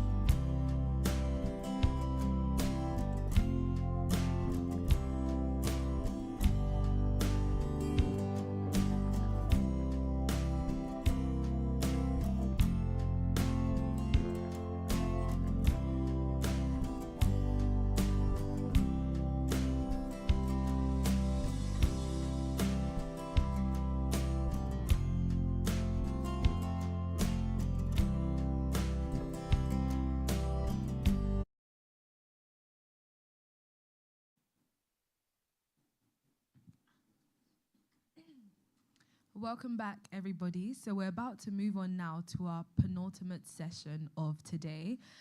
We're just going to hear briefly from Bishop. Could we all please give him a round of applause? Thank you. Thank you very much. How are you all doing? Are we grabbing something home? Great, great, great. I believe that from now the richness of your choice is going to go really high. And some of you, your spec is going to go really, really, really spot on. And that is what the aim is all about. And as a person who is looking for someone to really either go out with or choose as your life partner, you must be sharp on your discernment of your choice, okay? Because you must understand that not all that glitters is gold, right? And sometimes you may meet a good person in a rough body. Okay? I'll expand that. Right. So there are times that you go, let's take this adage by saying that you can see a book that the book is good, but the cover is not too great. You understand that? You don't judge a book by its cover. Sort of. So you can meet a great guy, right? But the presentation is not there. Okay? So the minute you look at the person, you size the person by the looks. Always, it's not always so. So don't always reject someone by their appearance or by their looks. You could be wrong in that. So be in your discernment part where you'll be able to tell. Sometimes it comes by just one snip of conversation. And the nugget that will come out of it, right? You will realize that this is a very different guy from his appearance. Sometimes the person might not know how to dress well, and you will have the touch to dress. So by that combination, you'll be able to help him to dress well, to be presentable. Are we understanding that? So don't always look at the person and judge the person by the way the person looks. You may get it wrong. Now, so in that aspect, in order for you to be able to find the right person that you need, number one, you yourself, you need to build the priority of your belief. Build your own priority of belief. I'm not going to go there because of time. There's a whole lot I could give on that. Build your spiritual sense of compatibility with you and God. Okay? Your spiritual compatibility between you and God is very, very important. If you are not able to build your spiritual compatibility between you and your God, you'll not be able to see your compatibility with one another. Are we understanding that? So you must get this thing right on before you set off. Build your character and your integrity. Build your character. Without your character and integrity, you'll never see someone who has integrity. Now, I don't know some of you who drives, right? You realize that if you drive one car and you change the car, okay? So, for instance, you drive BMW and then all of a sudden you switch onto Benz, right? Most of the cars that you meet on the road are Benz. Hello? Did I get it right? You only, because why? You are comparing. So you see a Benz coming, you compare your car to that car. And you're like, you know what? Oh, my next upgrade is going to be this. Oh, you know what? I wouldn't buy this Benz. And then you keep on doing that. So until you have a good character, you never see good character in someone. So use this very moment to build your character and your integrity. It's very, very important. That is focusing on your character, the quality of the things you do. That because once you build this, there's something called alignment. Okay? There's something called alignment. The Bible says it this way. It says that iron sharpens iron.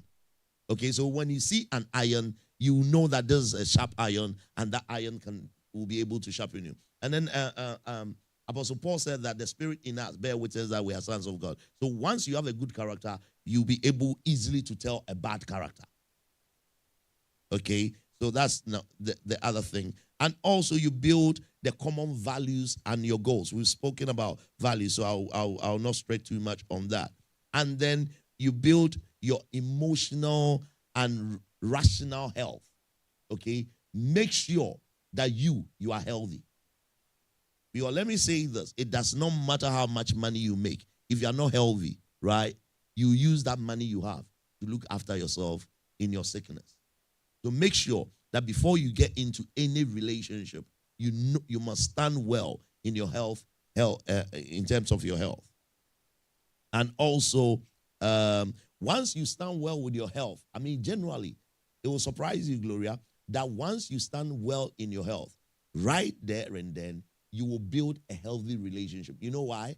Because you want to spend long time with your partner. You want to spend I don't want to die and leave my wife. I would rather wish that both of us die on the same day. Oh, that's the truth. Because I'm not leaving her for anybody. Huh?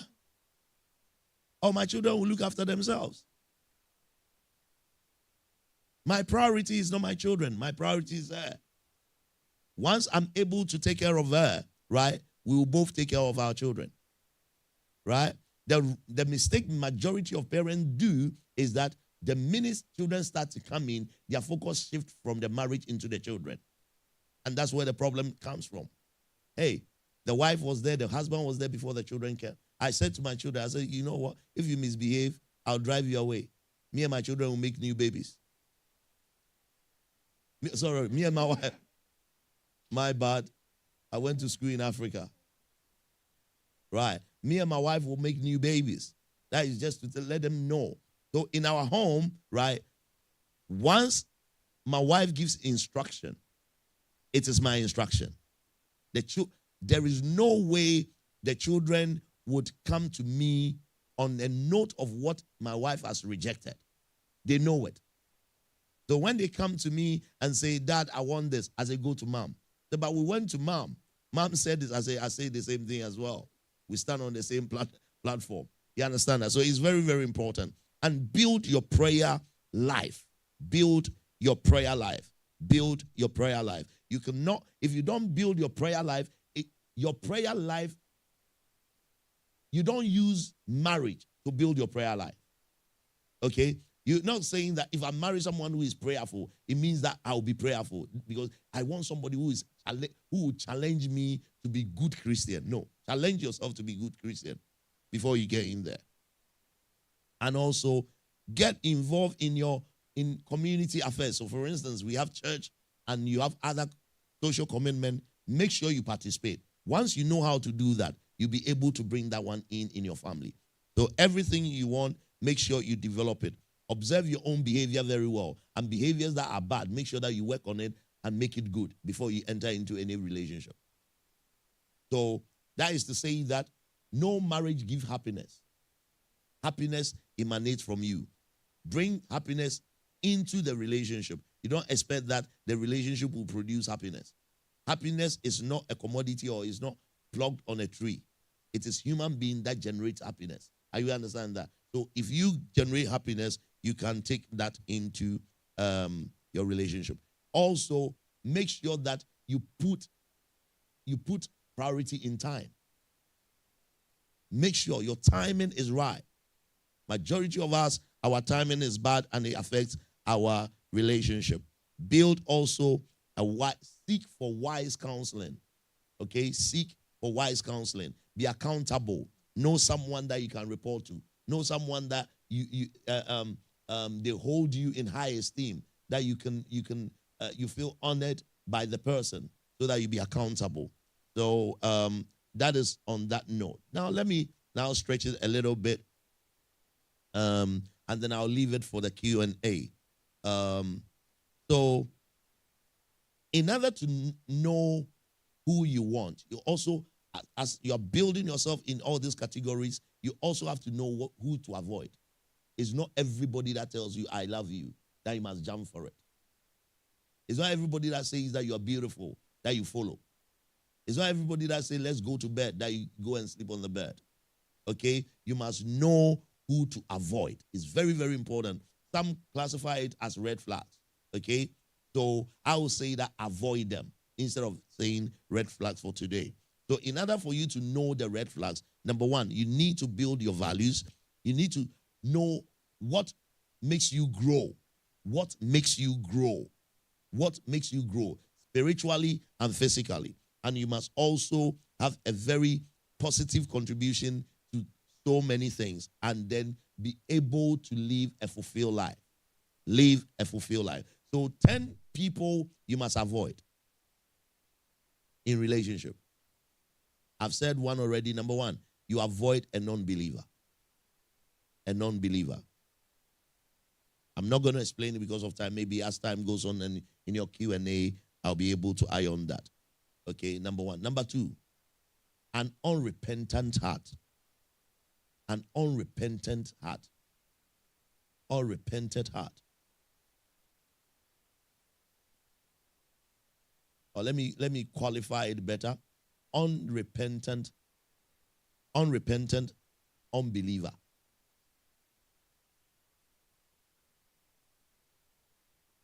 There are unrepentant unbelievers. There are repentant unbelievers. Okay? So someone who is an unbeliever but acknowledge that what I'm doing is wrong and then will repent and become a believer. Are we understanding that? Great. And there are people who are adamant in what they are doing. I am unbeliever. I live in the church. I'll do every fight. I'll do every nasty thing. I'll chase the girls in church. I'll chase the men in church. I'll do everything that is wrong, but I'll still stay in church. Avoid them in terms of relationship. Then number three, manipulative people or manipulative individual. Someone who always has a deceptive influence. They are not who they say they are, yet they present themselves like they are. So even they are in church, they can go and borrow suit, wear it, come nice, because they want to get your attention. Come and impress you. They will borrow cars, come and impress you. They will borrow money and take you to restaurant. And you go, eat as much as you want. You eat, and the person now goes home in debt. Avoid them. They are manipulative. They just want your attention. They don't want your well-being. Okay? Deceptive. Deceptive people are also controlling people. They will use something they have to control and manipulate you. Don't ever allow that. Avoid them. Avoid them. Avoid them. They can even use their spirituality to control you. Okay? They can use their spirituality to control you. Avoid them quickly. Run. And when you are running and your shoe comes off your feet, don't look back. Don't take it. Go. Because if they chase you and get you, I'm telling you, 2 shoes will be gone. Your dress will be gone. Everything. You leave their presence naked. So go. 1 shoe. It's better to run with 1 shoe than to lose the 2 shoes. Thank you. Right. The next thing is self-centered people.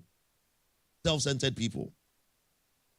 They lack consideration for others. Everything is about them. Even in terms of conversation, right? They want to cut. They want to interrupt. They will not let you make a full sentence. They want to cut through. They want their presence to be known. They want to take your shine. A Nigerian woman will say, Nigerian person will say, they want to take your shine. Don't let nobody take your shine. Look at somebody sitting there and say, don't let nobody take your shine. Don't let it. Don't let it. Don't let it. Don't let it. Those people, they constantly focus on personal needs. They focus on their personal needs. What can I get from this one? What can I? So even if they have to lie and get things from you, they lie and get things from you. They are self-centered. Nothing. They don't seek your interest. Everything is centered around them. Are you understand that? They want to take the center stage. I've known many pastors, and people, listen, don't make a mistake thinking that pastors are good for you. Not every pastor is good for you. Are you understanding me? Not every pastor. That is why I brought Rachel or Rahel and Jacob, right? 2 shepherds. Shepherd and shepherdess. They understand each other. Are you understand that? If you know that you are not coming into the class of ministry, don't look for one. It can be very miserable. Don't let somebody's prayer entice you. I'm telling you. You marry someone and you realize that this is not the person I have to marry. Because you look at your sense of humor and the sense of the humor of the person. You look at your everything around and you know that this person comes along with me, and then you move along. So don't be deceived by that. The next thing is, don't ever go out with someone who is violent. Violent people are very, very abusive people. Okay? So once they show signs of anger, don't wait for them. Don't let them repeat it. Anger maniacs. They can be angry. They can crash TV on the wall. As for me, when I'm angry and I don't slam the door, my anger will not go. Run, run, run. When the door goes, the next one is slamming you. Until they hear boom on the floor, they will not leave you. So make sure you spot them. How would you spot them? You are meek, you are working on your character, and the way you are. When you meet one who is very anger person, you can simply spot it. Okay? The next thing is materialistic people. Materialistic people. Okay? Material. They only focus on dressing, makeuping, hairstyle, big shoe, nice shoe, shine one, dull one, color, different colors. You go to their wardrobe, they don't have even space. They are still buying. It's all about material things. These people, they will wreck you. It is called excessive spendthrifts. Excessive, they don't prioritize on their emotional well-being and their spiritual well-being. So avoid them. Okay? The next one is people who lack respect for others. People who lack respect for others. They don't have respect for authority. They don't have respect for you. Virtually, they lack respect. Avoid them. I hope you are writing this down. It's very, very important. Avoid them as much as you want someone who is submissive, who is humble, who understands how to give reverence to others. When you have somebody like that, I'm telling you, they will always respect you. Even when you say things that are wrong, they will have a way to respect you in correcting you. It's very important. The next one you have to avoid, gossipy people. Gossipy people or gossipers. They are slanderous people, right? They say things that are not. They add things to it. They excessively exaggerate. When the thing is one, they'll add a little quarter to it to make it seem it's white. When it is white, they will not say it is white. They will say it is rose white, rose gold. You understand that? To make it look, avoid them. Once they lie one, once they lie two, once they gossip one, once they go, before you realize they are gossiping about you. How bad your bedmatics are. Kelly, you don't understand the bedmatics. You don't understand. You don't understand the ministry of bedmatics. Right. So avoid these people. Are we writing it down? The next one is addiction. People who have addiction. Okay? Addiction issues. Once they get into it and they get addicted into it, trust me, you are finished. Years ago, not too long, a man came to me and he said, my wife is calling a divorce. I said, why? We started engaging. He didn't tell me the truth. And he said, go and apologize. He said, go and see my wife, apologize on my behalf. I went to see the wife. Guess what? The guy has gambled and sold. He has gone that low. By the time the wife came from work, their sofa was not there. Where is the sofa? The guy has sold the sofa into gambling. Any type of addiction, once you see that, avoid them. Avoid them. It is bad. Okay? And someone that cannot help you grow spiritually. Okay? Spiritually. And see spirituality also beyond just the room of churching. Are we understanding that? See it beyond the room of churching. Because spirituality is not coming to church. Spirituality is your intimacy with God. And that intimacy with God is what will drive you to church. You cannot come to church and say, I'm finding God in church. No, you find God in your private relationship with God. Okay? That is it. Now, the next one, dishonest people.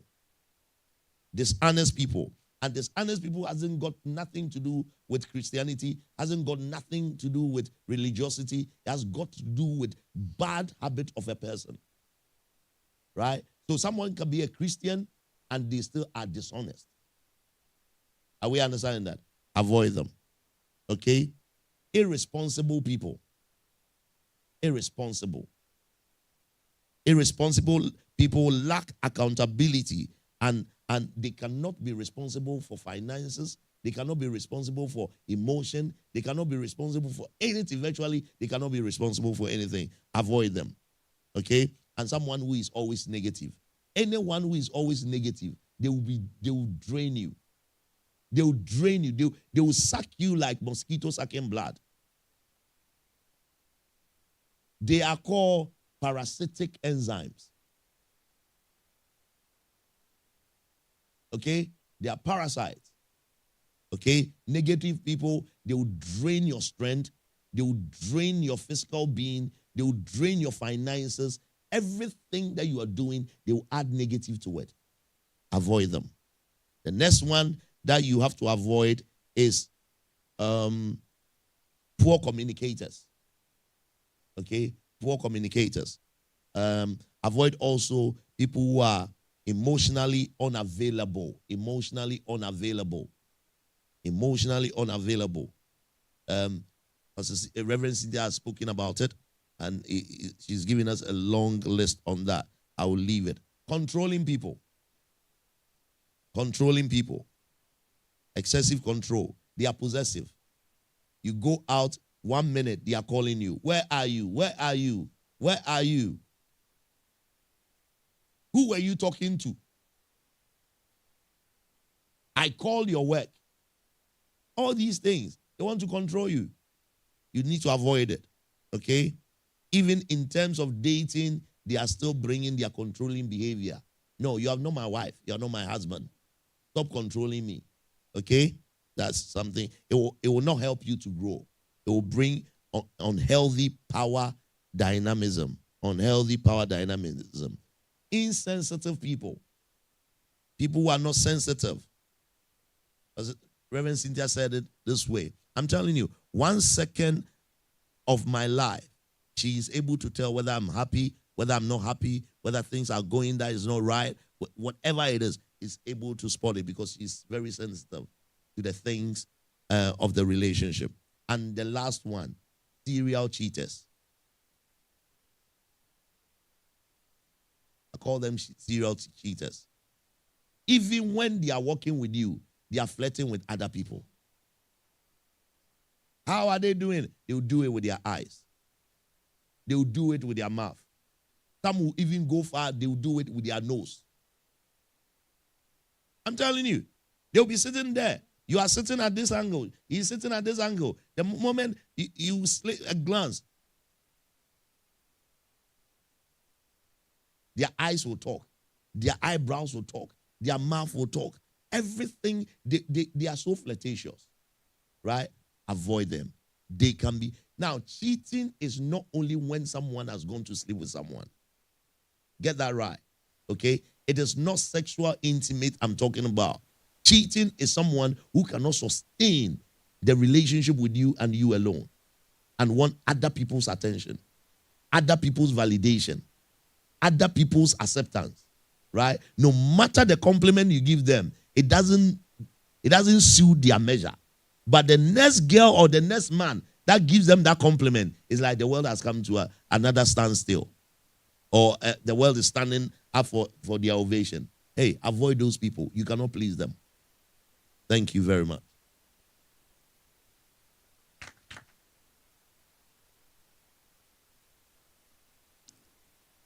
Wow. Bishop has put all the list there. I think we have absorbed enough. I just want to put two. for you to know that they are not ready for the relationship. They just want the bed to be warmed. They're not ready. It doesn't matter how long they flatter you. They are not ready for the relationship. They're looking for one particular thing. When they get it, they're out. Be very careful. People that when you are in your state of hurt or brokenness, they come too close to you like comfort. Especially when you're going through heartache or brokenness. You know, your heart is broken because you just lost one date. And this guy just show up, being there for you, crying shoulders day and night. You didn't take time to heal. And yet, you just jump into the bed. Here they are. Be very careful. Make sure that you have got enough healing from that pain. Anybody that come closer to you, be very vigilant and be careful that they are not going to end the same way that the person left you in that brokenness. Because that will be double of that broken. So be very, very careful.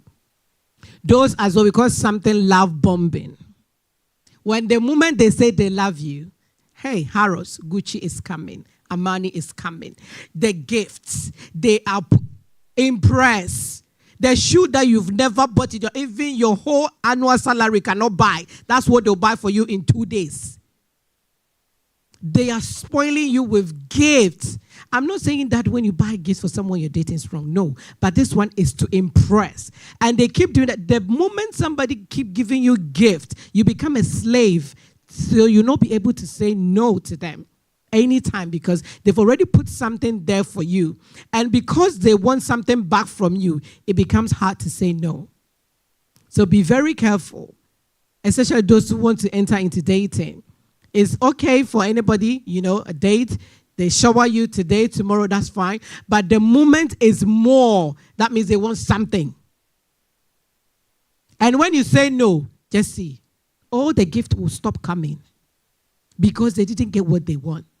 So you have to be very careful.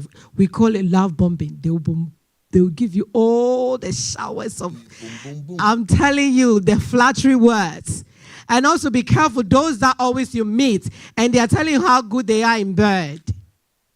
Because they want to try it on you, yes. They give you all the skills they have. Trying to impress you like, yes. When you marry him. Hi, says Spike, macho. They will carry you everywhere. Be very careful because they're looking for something. They're now telling you about bedroom skills. And that's it. Every time, that's what they will tell you. You know what's going viral these days, right? There's this prank that the men put cucumber. You know cucumber?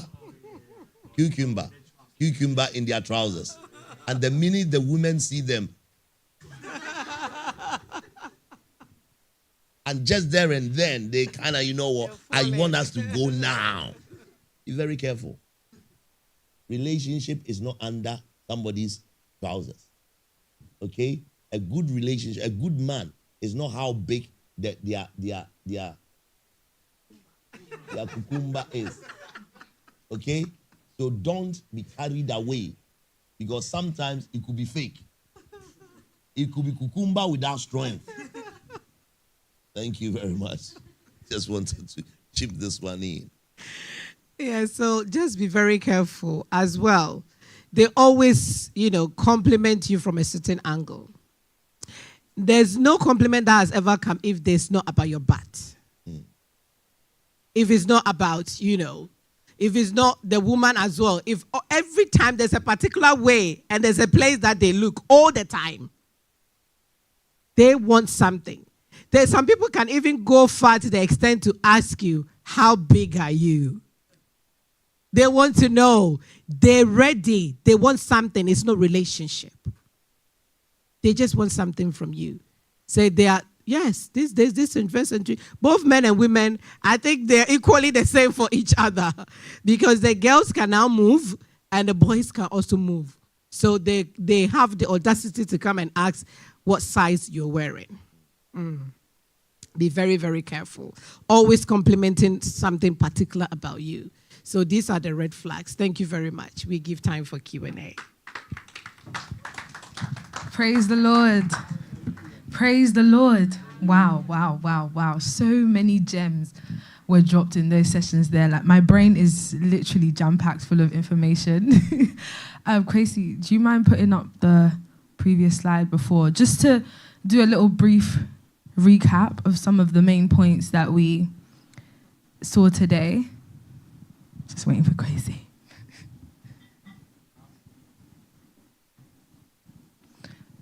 So as you can see here, one of them, compatibility allows you to function together harmoniously and to have a very fruitful relationship, sharing long-term values. Sharing of values is crucial in a relationship. Ensure that you both have long-term goals that are compatible. Ensure that there are plans in place to achieve long-term goals. I mean, you could read it there. There are so many gems dropped here. But now we're moving on to probably, well, I don't know, for me, very anticipated Q&A session. So there are 2 forms of asking questions. So you can come up here on stage and speak into the microphone to ask your question, or if Kwesi will put up the presentee QR code. So on your phone, you can scan the QR code on the board here, or type in the website name and the code and just submit a question if you're feeling a bit shy to come up. But otherwise, I'm sure you guys have things gearing already. Would anyone like to start us off? Nothing is off the table, right, Bishop? No. Nothing is off the table. I actually do have a question. Well, Anna bombarded me before we set up. Yeah, so, Anna. Yeah. Come up. That's fine. Would anyone like to start? Wait, let me get my phone. I wrote it down. Okay.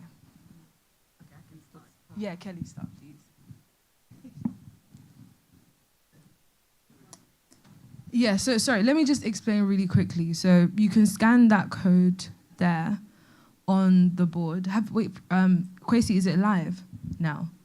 Yeah, okay, yeah. So scan the code or type in menti.com and then use the code and you can submit your question. It will come up on the board. I think the microphone is it on? Please? Is it on?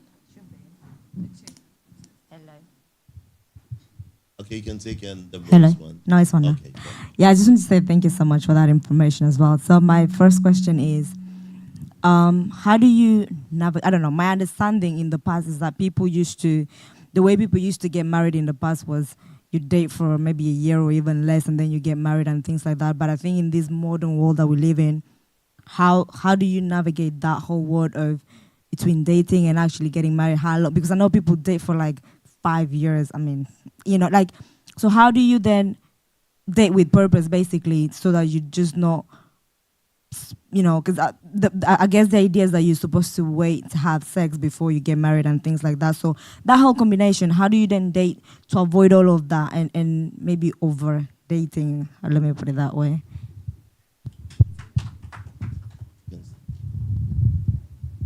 Right. So, on a more honest note, right? The idea of dating is to know someone, okay? Is to know them and know them very well. So it all depends on your communication with one another, okay? It doesn't have necessarily a long term or a short term, okay? But as long as communication goes on and you feel you have gotten all that you need to know, you understand that? And everything is aligned, the person's character, you've known enough, you will not know everything about an individual, okay? Because no individual person even know themselves well, okay? You know yourself, you grow through experience and then tough times. You understand that? So once challenges are coming, you begin to know who you are, that you'll be able to cope with this more, you will not be able to cope with this. So as long as you have a certain values, okay, and all the values are met to a certain degree, okay, financial values, spiritual values, certain physical values, as long as you can get all these things, right, I think you're good to go. You don't want to have baked the thing and get in there and realize that, you know what, I didn't get enough information in this, okay? So how would that be able to happen? It will be able to happen based on your communication. So build a foundational communication skill. Ask questions. One lecturer said to me one time, he said, if you ask foolish questions, you get foolish answers. So ask wise questions within your dating time. And once that is done, you'll be able to enter into the marriage sector. Thank you. I don't know whether that answered it. Thank you very much. Right, and then I just want to add a little bit to what Bishop said. There's no timeline, to be honest, but at least there's a time that you can work within. Over dating, there are dangers. There are dangers in rushing it, and there are dangers in overdoing it. Cohabitation sets in. People are sluggish in, taking commitment and responsibility of the relationship because everything has become normal now. So, the wifely things are doing her. Husband issues are happening right now. So what next? They don't see where they want to go further from there. So the very good way is also not to rush it because marriage is not easy. You're going to spend your whole entire life with someone, and you can't use 2 days to say, I have known this one for 2 days, so it's enough for me. So it depends on how you know each other. You can't fully know the person. I've lived with him 23 years. You're still getting to know new things each day. So at least, like normally, 6 months and above, that's ideal for me, but that's not a timetable. You can't. You at least will help you know certain things. Because I said initially that it's not the outside that you're going to marry. The experiencing of the marriage is the inside of the person. So if you're able to know the inside, which is the character of the person through that period, then obviously not only focusing on the outside, but then it will help you to make a very clear judgment and decision with the partner. Okay, before you go to the question, just a little to add to it as well. And don't ever think that you're waiting on the man's finances to get married. Okay, because majority of the people, they wait on the man and say that when your finances is okay, so I'm waiting on you to make sure that you build your finances together. Okay, you build your finances together. And once you build your finances, you see, the minute you go into dating, you're also looking at your financial capability, okay, from both parties. So you build your financial capability, and he builds his financial capability, and both of you merge it together, and then you move into it. Yes, thank you. Much, Bishop. Does someone else want to come up with a question? If not, we'll read. Yep, Jade. Thank you. My question is, as a man, how do you prepare yourself for being surrounded in a relationship by God? So for example, they say put God at the center and whatnot and so forth. How would you prepare yourself for surrounding yourself in that environment? Right. So how do you prepare yourself in surrounding yourself for marriage? Is that right? As a man. So number one, as a man, catch up a vision, get work. Okay? Work on yourself, work on something.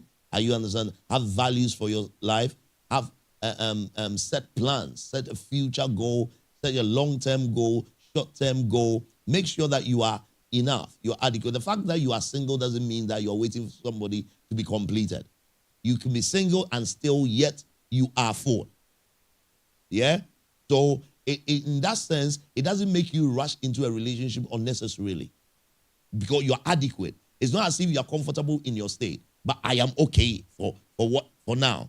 So you don't rush into picking someone else by any duress, by any compulsion, by any kind of rushing. Are you understand that? So build yourself in your most values. So let your idea of going into relationship, right, be based on your values. Okay? Values. So what do you prioritize for your life? Okay? What are you looking in a woman? Whatever you are looking in a woman must first be identified in you. Are you getting that? So you're looking for a caring woman, but am I caring? So build a caring life. Okay? Once you build a caring life, two caring people come together, you become caring times two. Okay? So these are things that I think will help you. How do you build your spiritual life? Build your spiritual life by building a network of spiritual people. Okay? Get some people that can help you, aid you, grow you in that environment, and you'll be able to grow. Once your wife comes, or once your partner comes, you'll be able to help your partner also grow together. I don't know whether that helps. Or possessing the idea. Okay, let somebody go and then you come. Deborah moderated for us. Jaden will have another question, but let's see if somebody has another question. Guys, and then you pause for the questions on it. Yeah, keep them coming in, guys. Thank you. Sorry?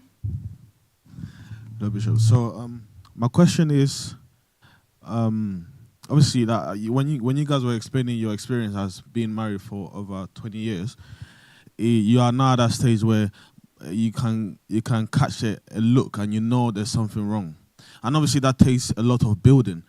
But my question is, how was you able to overcome the times it was rough, as a man or as a woman as well? Because before you get to this stage where you look how your marriage is an example. There's many challenges that you guys went through. So how was you able to overcome, and what was the further vision that you had to fix yourself in order not to kind of break out and leave everything behind?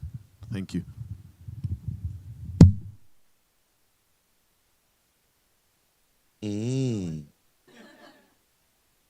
Right.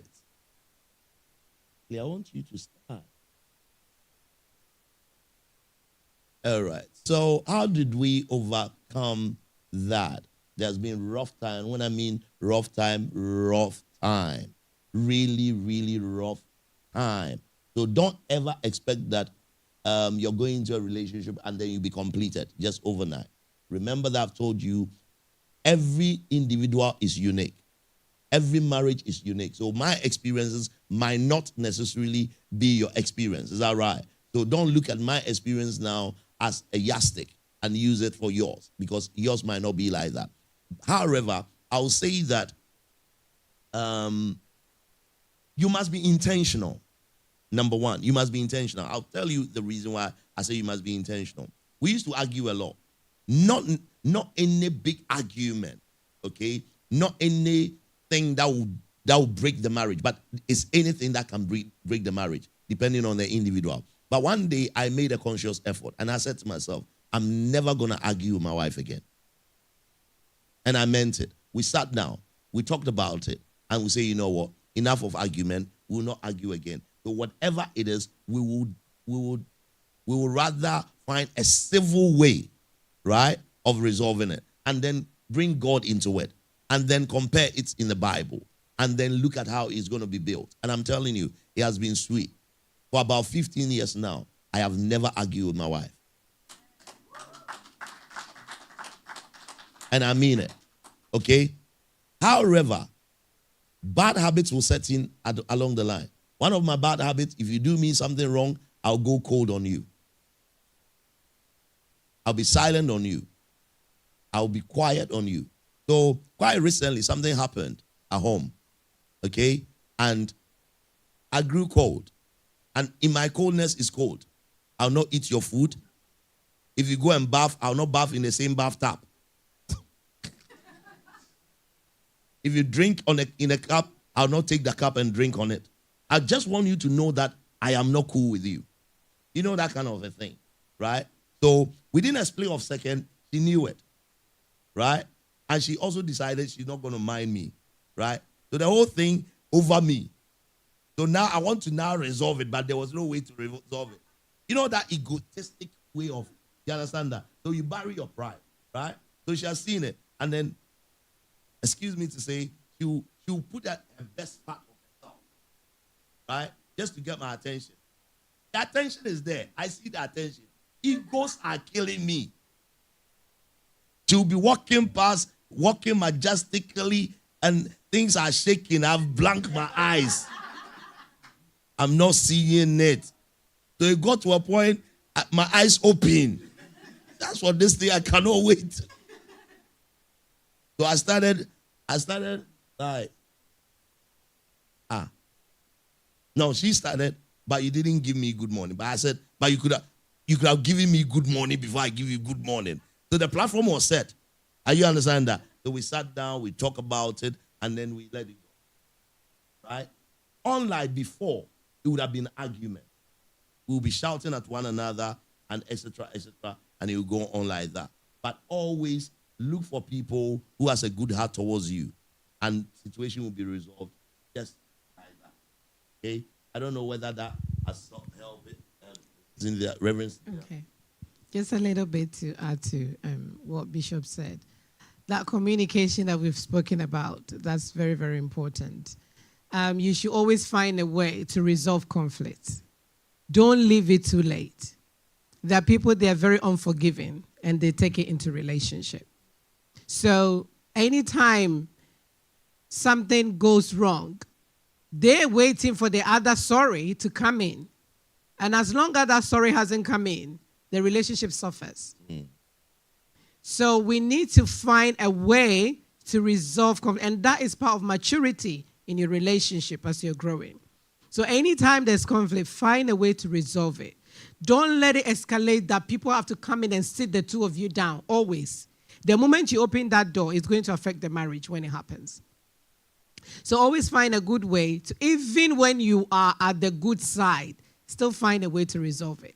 Like Daddy said, proud and egoism, it was set in. I'm not waiting. I didn't do anything bad, but I didn't do the wrong thing, so I'm not going. I'm not setting the pace. I'm not going to say sorry, even if it's going to take 1 month. We are not talking to each other, and you're still going on and on and on for 1 month, and you know that you really want to talk to him or her, but you can't, because you can't put that egos down and find a way to resolve those conflicts. So communication, very, very important. Bring it back. And secondly, as well, anything that happens in your relationship is also depending on how you build yourself before you enter into the relationship. Bishop put so many things on spirituality and other things. Because you are believing in God, God is the center of the relationship and the marriage.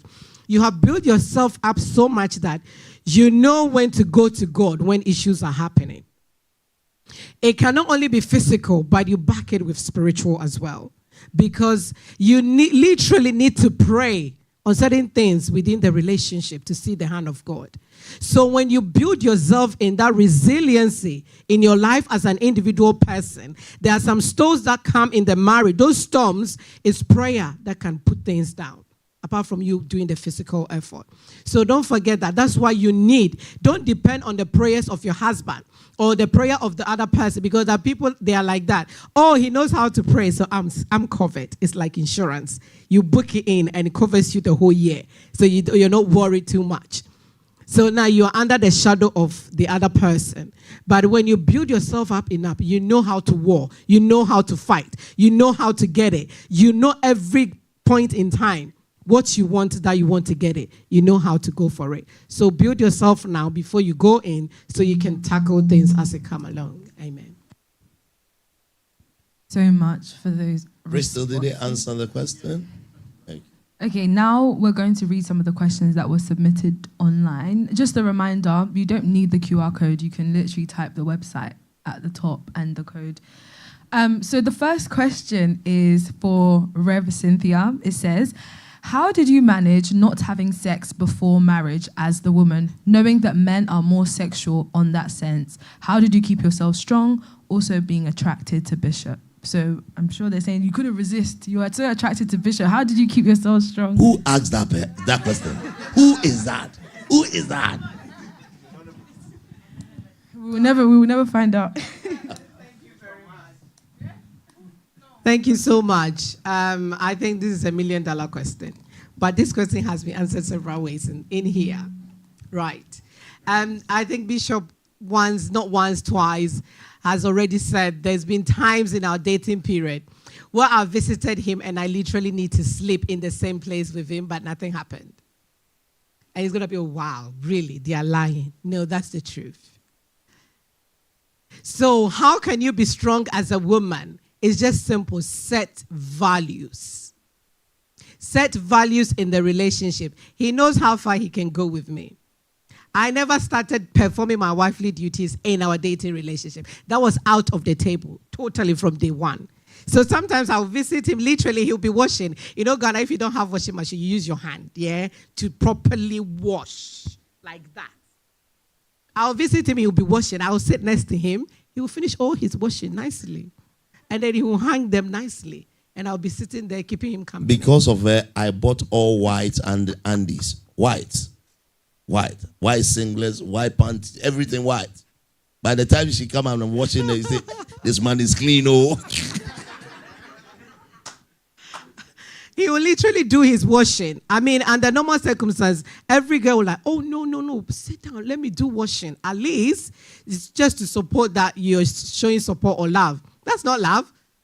That there is not love. So if that would tell him I don't love him, then he would have gotten his answer. But that wasn't the case. So you need to set your values, the level you can go, your limit within the values. Let's say you want to go for cinema. You went there, sometimes, just little touch here, holding hands and other things. You know your level. I cannot be there for you, but you know how you can go. If holding hands are going to trigger issues, avoid it. Yes, you know the level you can go. Some people just hugging alone can just take things to the next level. Avoid it. I put my values straight in the relationship. So that and the Spirit of God helped me to maneuver and navigate. And both of us were on the same level. Because when the other party wants it, no matter how much you give that excuse, they will still bombard you because they only want one thing. But he also understood where both of us are going in terms of marriage. So there's no need to rush it. So the values was respected by him. And therefore, I was able to build that trust within us in the relationship. So ladies, let your values be known to your dating partner. This is the level you can go. This is how you can reach. If you know that you go to that party and you take a sip of wine and that you're going to disgrace yourself, avoid it. And other things that you know your weakness when it comes to that. Don't let it come, because when it starts, you can't run away from it. You will end up going down. So make sure that you respect the values and the boundaries that you set in that relationship. And that will help you to navigate until you get to the final part. I hope whoever asked that question is answered. Bishop, if you have anything to add. Not really, because that question was mainly for you. I don't want to help. As much as I was attracted to him, we still put the values on. Yes. So we're just conscious of time, but we're going to try and get through all the questions. So the next one says, how would you know someone's sex drive if we are not having sex when dating and living a holy life? How would you know if we are sexually compatible? So on that very note, it boils down to being honest and being open in your communication. You understand that? I've known two virgins who have been together. I mean, when I was marrying my wife, I wasn't a virgin. She was. And at a point in time, obviously, I know what I was going for. However, when we sit down and talk about everything, talking about our sexual life and all that, it came in. You understand that? And everybody knows how much they are burning on the inside of them. And you know how far you can go. And it's not, excuse me to say, seeing how big a person's something is that will determine their genuineness in sex. Are you understand that? So you discuss this, you talk about it, you make sure that you're being honest and being open about it, and then it will help. That doesn't mean that you have to have sex to know someone's sex drive or sexual compatibility. Communication can make you know your sexual compatibility, because it's knowledge. Are you understand that? So once you have the knowledge, apply wisdom to it, and you'll be able to get the answer right there and then. You understand that? It mustn't be the act that will tell, okay? So don't always let somebody convince you by letting you know that if we don't have sex, I wouldn't know how good you are or whatever it is. Somebody can let you go into it, and then you realize that you are disappointed. Talk about it and educate yourselves into it, and then you'll be able to know that very thing. There's nothing wrong in talking about sex, okay, in your dating time. But there's everything wrong having the actual sex in your dating time, because it can really, really affect the marriage. Now you may be enjoying it, okay, because it's not marriage yet. I'm telling you, once you get into the marriage, it's a different ball game altogether. Once you start to live with a person in the same house over a period of time, I'm telling you, you determine whether you love the person or you don't love the person, okay? So don't get familiar with the person as well before you get into it. If you date for a long time, okay, also you get familiar with the person, and once you get familiar with the person, your conscience will be going like, you know what is new? Nothing is new. It has become normal. It has become ordinary. And therefore, you know what? You don't, the edge for marriage even doesn't come. You understand that? So when it comes to that very aspect, communicate, be open and be honest. I've already told you, run away from dishonest people. So once the person is honest, you'll be able to tell you everything about themselves. Thank you, Bishop. Maggie, could we go to the next one, please? So, oh, you have.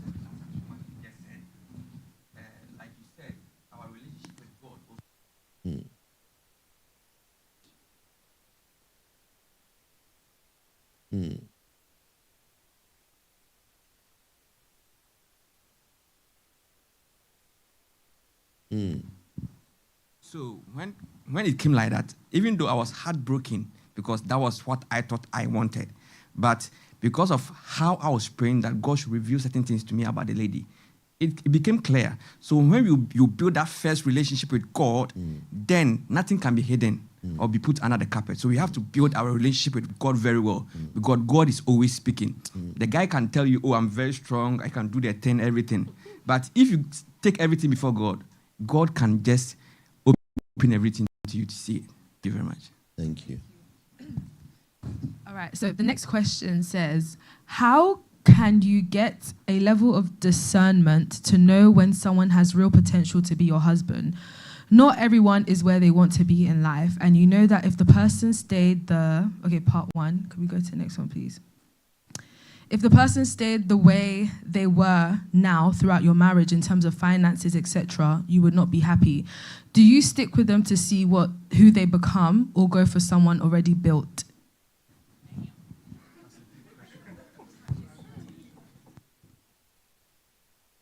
Can you read over again? Yeah. Can we go to the first part, please? All right. So how can we get a level of discernment to know when someone has real potential to be your husband? Not everyone is where they want to be in life, and you know that if the person stayed the way they were right now throughout your marriage in terms of finances, etc., you would not be happy. Do you stick with them to see who they can become or go for someone already built? So I'm assuming someone who's already at that level of finance you'd be pleased with.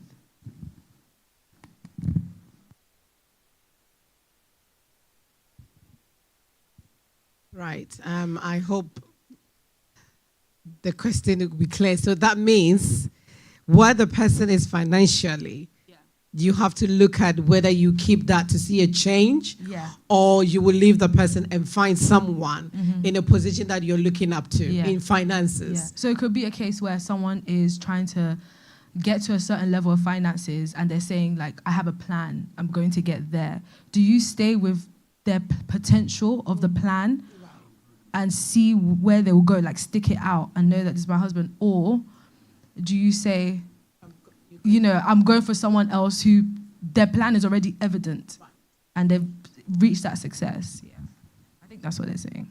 Okay. Wow, that's a very deep one, but I'll try. Bishop will come and save me. Yes. So initially it says the level of discernment. So now it boils back to God. It comes back to that relationship that you have with God. As a believer, having a relationship in the will of God, you can never take God out in terms of prayer. Always, always, always, always pray for your relationship. You don't even need to get to the time of marriage to start praying for your marriage. It should start early, because that is a decision or an institution that you are going into, and you need God every step of the way, and therefore he should be the center.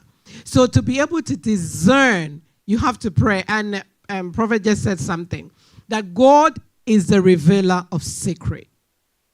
When you start praying and you're dating with someone, and even if there's something that is going to be a hindrance, trust me, God will show to you. The beginning of our relationship, I prayed. The revelation I had, it was a future of our relationship. Then I did not understand.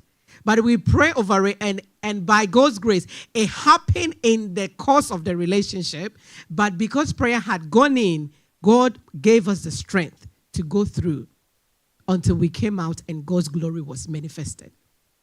So I believe if you need that level of discernment, we can find it at the store. We can find it from a friend that you speak to that will give you advice. It's good, but you need to go to the source, which is God. He will always direct you. There's nothing that he will hide from you. So if that guy or that person that you want to go with, probably physically you've seen things that is attracted to you.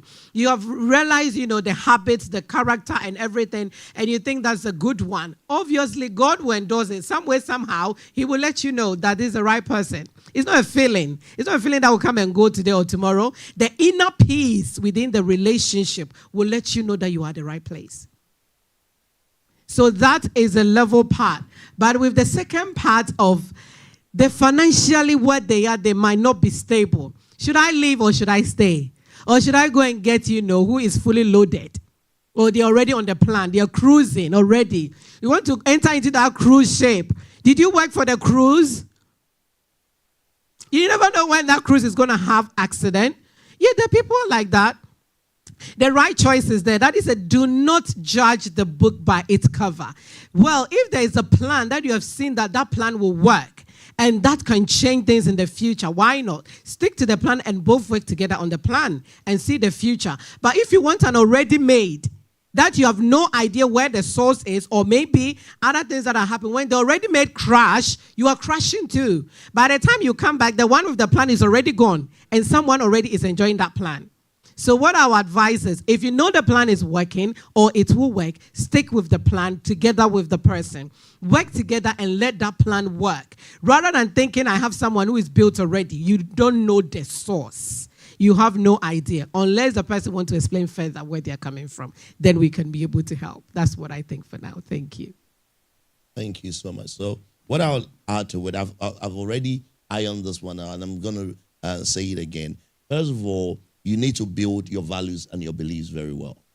Okay? You need to build your values and your beliefs very well. When we talk about discernment, it's the ability to perceive and understand things with insight and wisdom. Okay? The ability to perceive and understand things with insight and wisdom. So you are going into a relationship with wisdom and insight. Okay? Your understanding must be very, very great. That means that you need to look at the process of distinctions, okay? Distinctions, judgment, evaluation. So you are evaluating things in the relationship. Not just somebody say, you know what, wait for me, in 2 years' time it's going to be well, and then you say, okay, let's go. When someone is having potential, the potential is a verb word, right? You express it, okay? So potential must be expressed. Potential must not be spoken as a noun, okay? It must not just stay out of, you must put it practicality. What is your potential? What shows that tomorrow is going to be well with us? Okay? There must be that assurance and reassuring that it will be well by your practical aspect of life that you lead. Are you understanding that? Other than that, somebody will say, they will chant all kinds of money, I'll get money tomorrow, or I'll buy my house in the space. You know what? I'll take you to the moon and back and all the rest of it. But what is the practical life that you are leading to the moon and back? It must be expressive. Okay? And when we talk about discernment, as Reverend Cynthia has said, and then Pastor Oti has also said, prayer is very important. And then the next thing is that you reflect on things. Okay? Open your eyes, watch and pray. You are not just praying, you are watching and praying. Are you understand? So the reflection part of it is your prayer. And also you make sure that you apply listening. Always listen. Okay? Listen. Always listen. Now, you're not listening to your partner alone. Listen to the surroundings as well. It doesn't mean that when you listen, you're going to do it. Okay? Because you might not be able to see all things. You need someone that can recommend someone. Oh, this person is good. Oh, this person is bad. Be very careful of this person you're working with. Oh, but you have been blindfolded by fake love. And you are like, I love him, what can I do? I love her, what can I do? Listen. Listen. Okay? Listen. Be attentive. Sometimes you have things in dreams, and then you say, oh, my dreams, it may be the devil showing me that. No. Okay? There are ways that God can make you listen to things. Okay? when it comes to prophecy, okay, I'm telling you, one time I was going to church, I was going for a program, and then I've been praying about something, but I went to the petrol station to just fuel my car. Whilst I was standing there, a friend of mine was also coming to fetch petrol. Guess what? He brought a conversation, and the conversation was in line of the prayer, and that was in line of the prophecy that I will give on the day. Are you listening to me? So it was not something that God spoke to me directly from heaven. My son, I am the one talking. No. The prophecy came through someone by communication. So once you listen, you will discern. Okay? Some of the discernment is not anything, it's somebody telling you to be very careful about the girl, to be very careful about the boy, to be very careful about where you're going. All that is a sense of discernment. And also, the next thing you do is that you consider the consequences. Okay? When I do this, what is the aftermath? Okay? What is the reap? What is the benefit? You look at all these things, and it's very important. And then also the last one, the openness to change. Okay? Your openness to change. So, for instance, someone doesn't have money now. Are you supposed to live with a person or stay with a person until the person gets the money? What is the person's ability for change? Maybe London will not work for us. Are you getting what I'm trying to say? Maybe Manchester will be good for us. But is the person ready to change location and go to where it will suit them or suit both of you? So all these things bring about discernment. So discernment is not just one particular thing. And discernment is not just in the spiritual realm. Okay? You leave discernment in different things. Prayer is one, reflection is two, open to changes is three, and etc. etc. When you do that, you'll be able to discern whether this person has the potential for me to stay with or for me to move on. And once the person has not expressed potential, please, whatever they are speaking, it is just words, mere words. It will not do anything in your life. So thank you so much. Thank you so much for that, Bishop.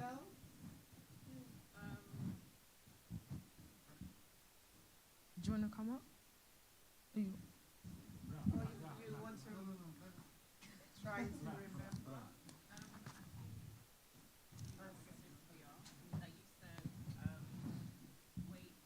Estelle, come. Let's see your beauty. Come.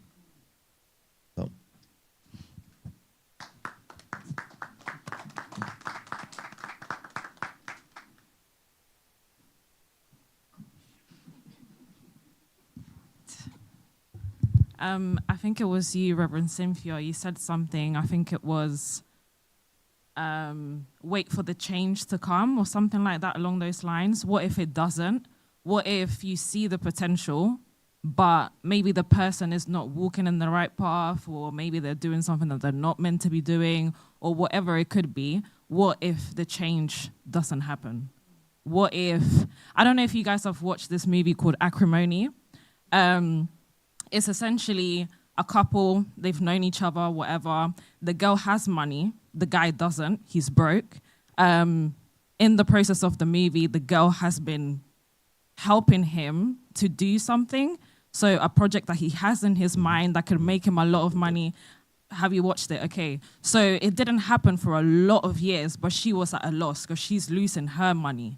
And then eventually she divorces him or whatever, and then the break happens. What if you're in that situation where throughout all these years, you haven't seen the change? Are you meant to stay? Was she right in leaving? Would she be right in staying? What can you do?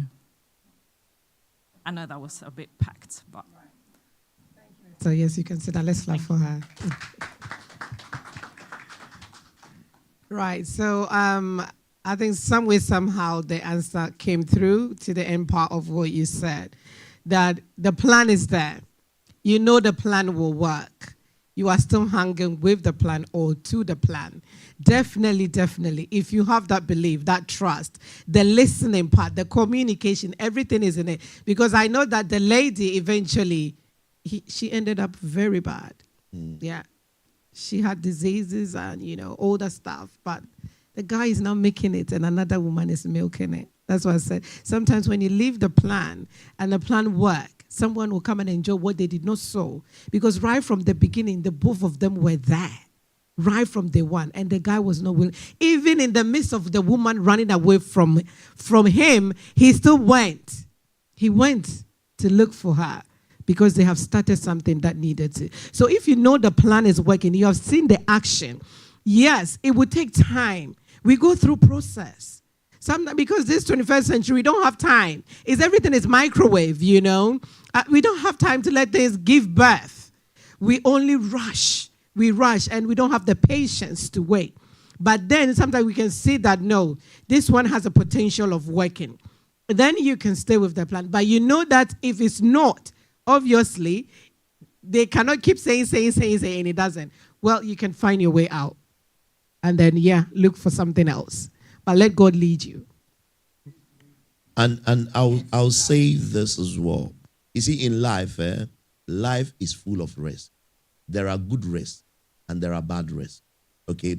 Once the potential is expressive, it is called good risk. Okay? And you could also support as a woman, okay, or as a man to contribute to facilitate the establishment of that very potential. Okay? Don't leave it for only one partner. You've seen the person expressively, right, working too hard. But the plans are not coming together. The plans are there all right. The potential is there all right. It's very expressive. It's not just verbal. It's practical. Yet things are not coming together, right? You know how to build network. Help the man with network. Help the woman with network. Go places. Explore places that will bring that very potential into fruition. Are we understanding that? And that is called taking a good rest. Don't sit down and fold your arms and think that, what about if I wait 20 years? Okay, what are you doing to facilitate the shortness of that very potential? Are we understanding that? So it's very good. That very incident, it is very, very good risk that you have to take. As to whether you walk out at a bad risk, but you stay in for a good risk. Thank you. I think Kelly. And then okay. No, I just have. I just on the same topic.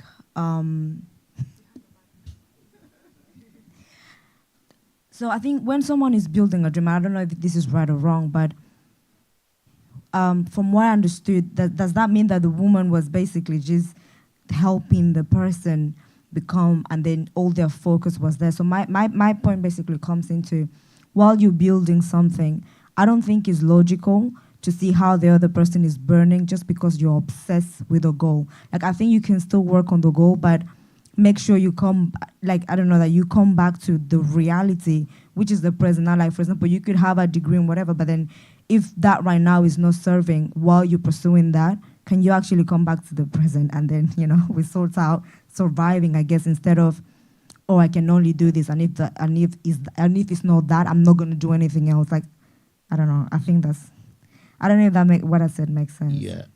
If I'm getting it right, I've already talked about your ability to be adaptive, change. You understand that? So you're looking for someone as well that can change as well, right? Like we rightly said, you've gone to university, you have the degree, but the degree is not serving any purpose currently. Are you understand that? What can we do to survive? Okay, your ability to change from just being a degree holder, just certificate, no job, and then just having remote control, changing television, right? What can I do to fill the gap at that time, right? It all depends on your ability to adapt, change. Are you understanding that? So when that happens, I believe that it'll work. The plan can be there all right, right? But sometimes the plan is not working, okay? And if the plan is not working, your ability to adapt into different things, okay?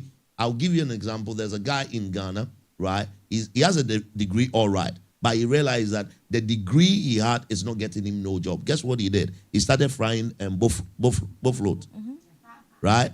In Ghana, it's one of the donut.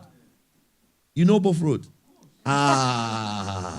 Jaden, right? So donut, right? Started frying donut, and do you know what he does?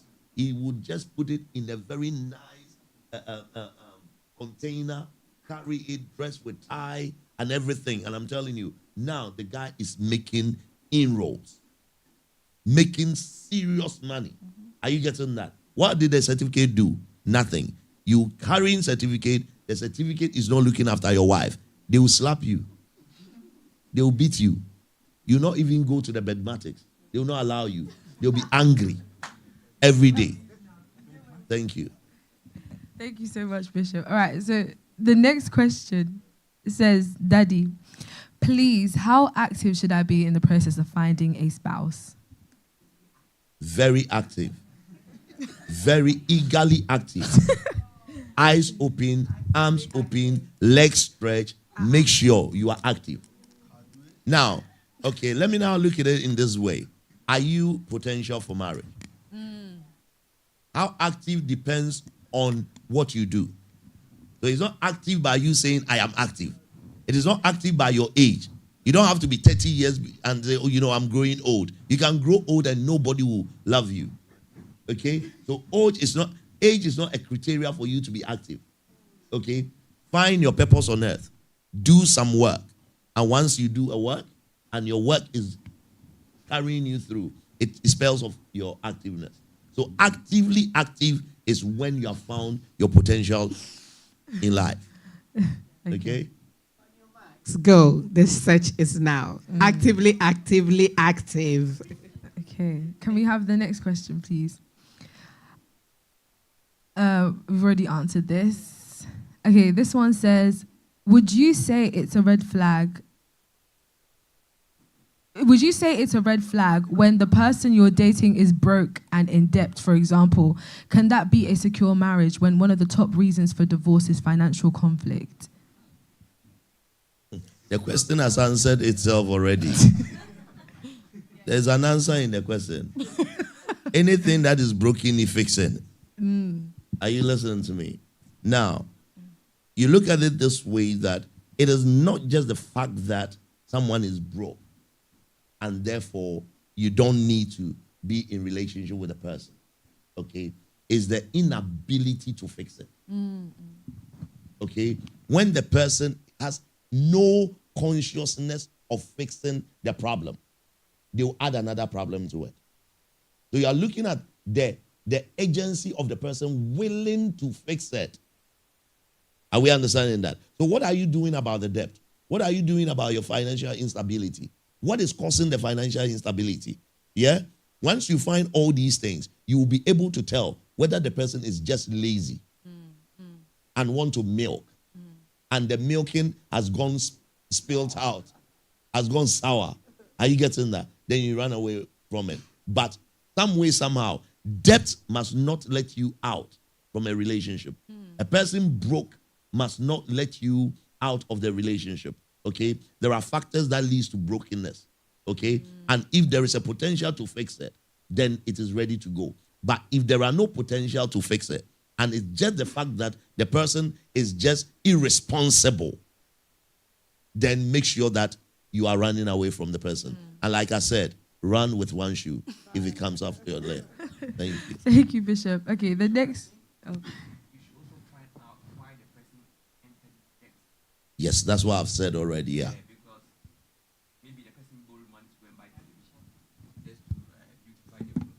Yeah. Oh. Yeah, so I was saying that you should find the root cause of why the person is in debt, because the person maybe borrowed money to go and buy television to beautify the room. It doesn't make sense. So yes, so maybe he tried a business and he failed. Then that's where you come in, that how can we fix whatever you failed in? But looking at the cognitive ability of the person, where he's coming from, that, oh, why would you borrow money to go and then buy television? It means you don't have a vision.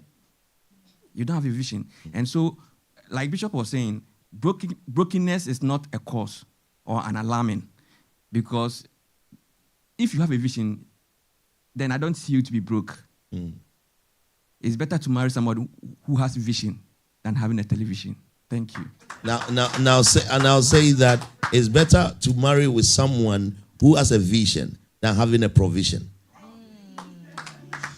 Preach, Bishop. Right? Because the provision will attract, but the vision will sustain. Thank you, Bishop. Okay, this next question says, we could Can we take this question and then we go and do the food? Yeah. And then we can, whilst we are sitting down, we can continue. Yeah. Okay, so this last question then, it says, we could meet our partner anywhere. As a believer, is it okay to go to non-Christian social dating events? So not clubbing or carnival, etc. I think I could guess who asked that question.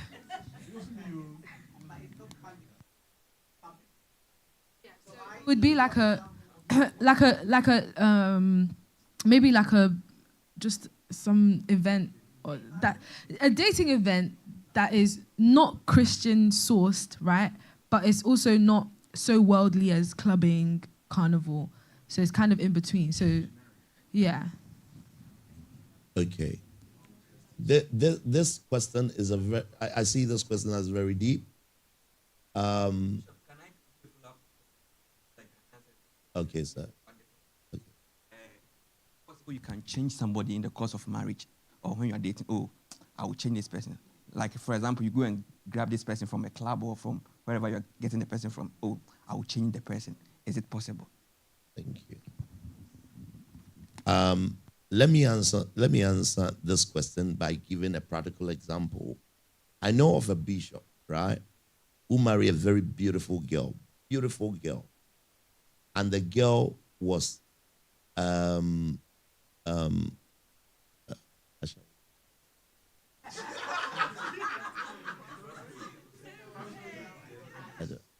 do. Right. Okay. You can polish the English for me.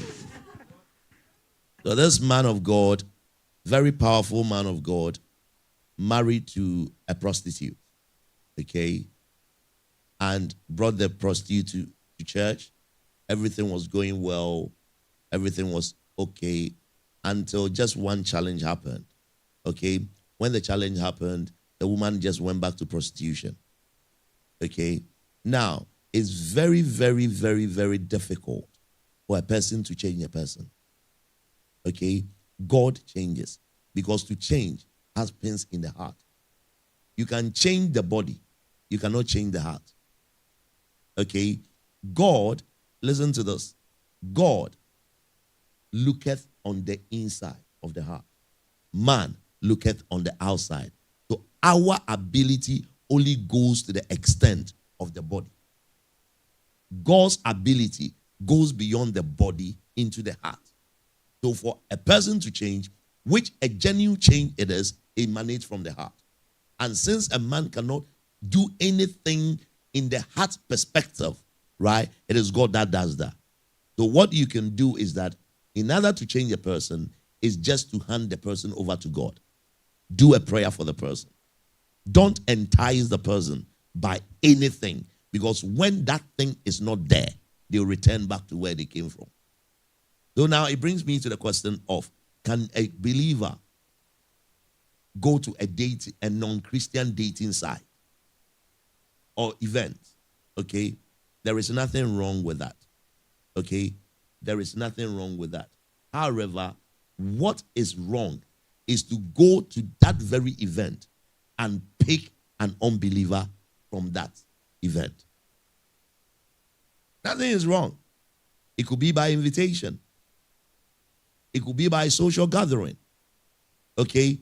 But as a choice of a potential wife or potential husband, right?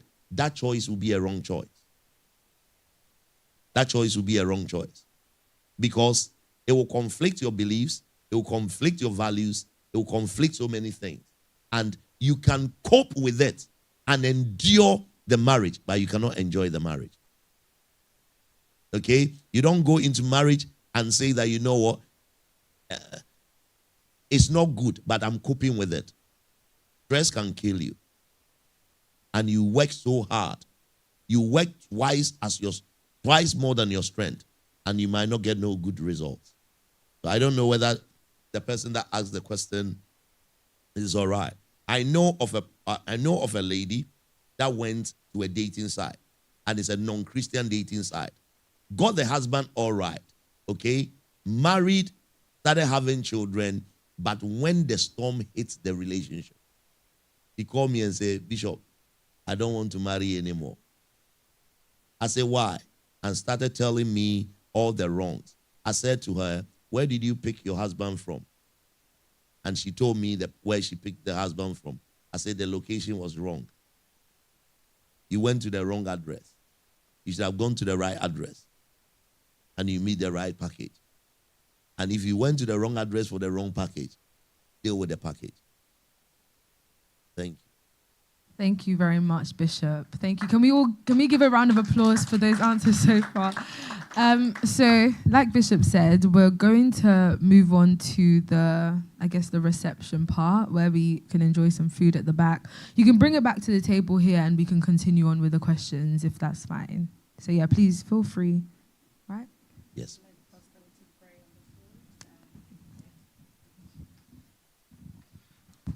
Father, we thank you. We adore you for this food.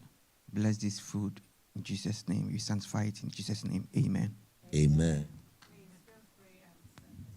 Thank you.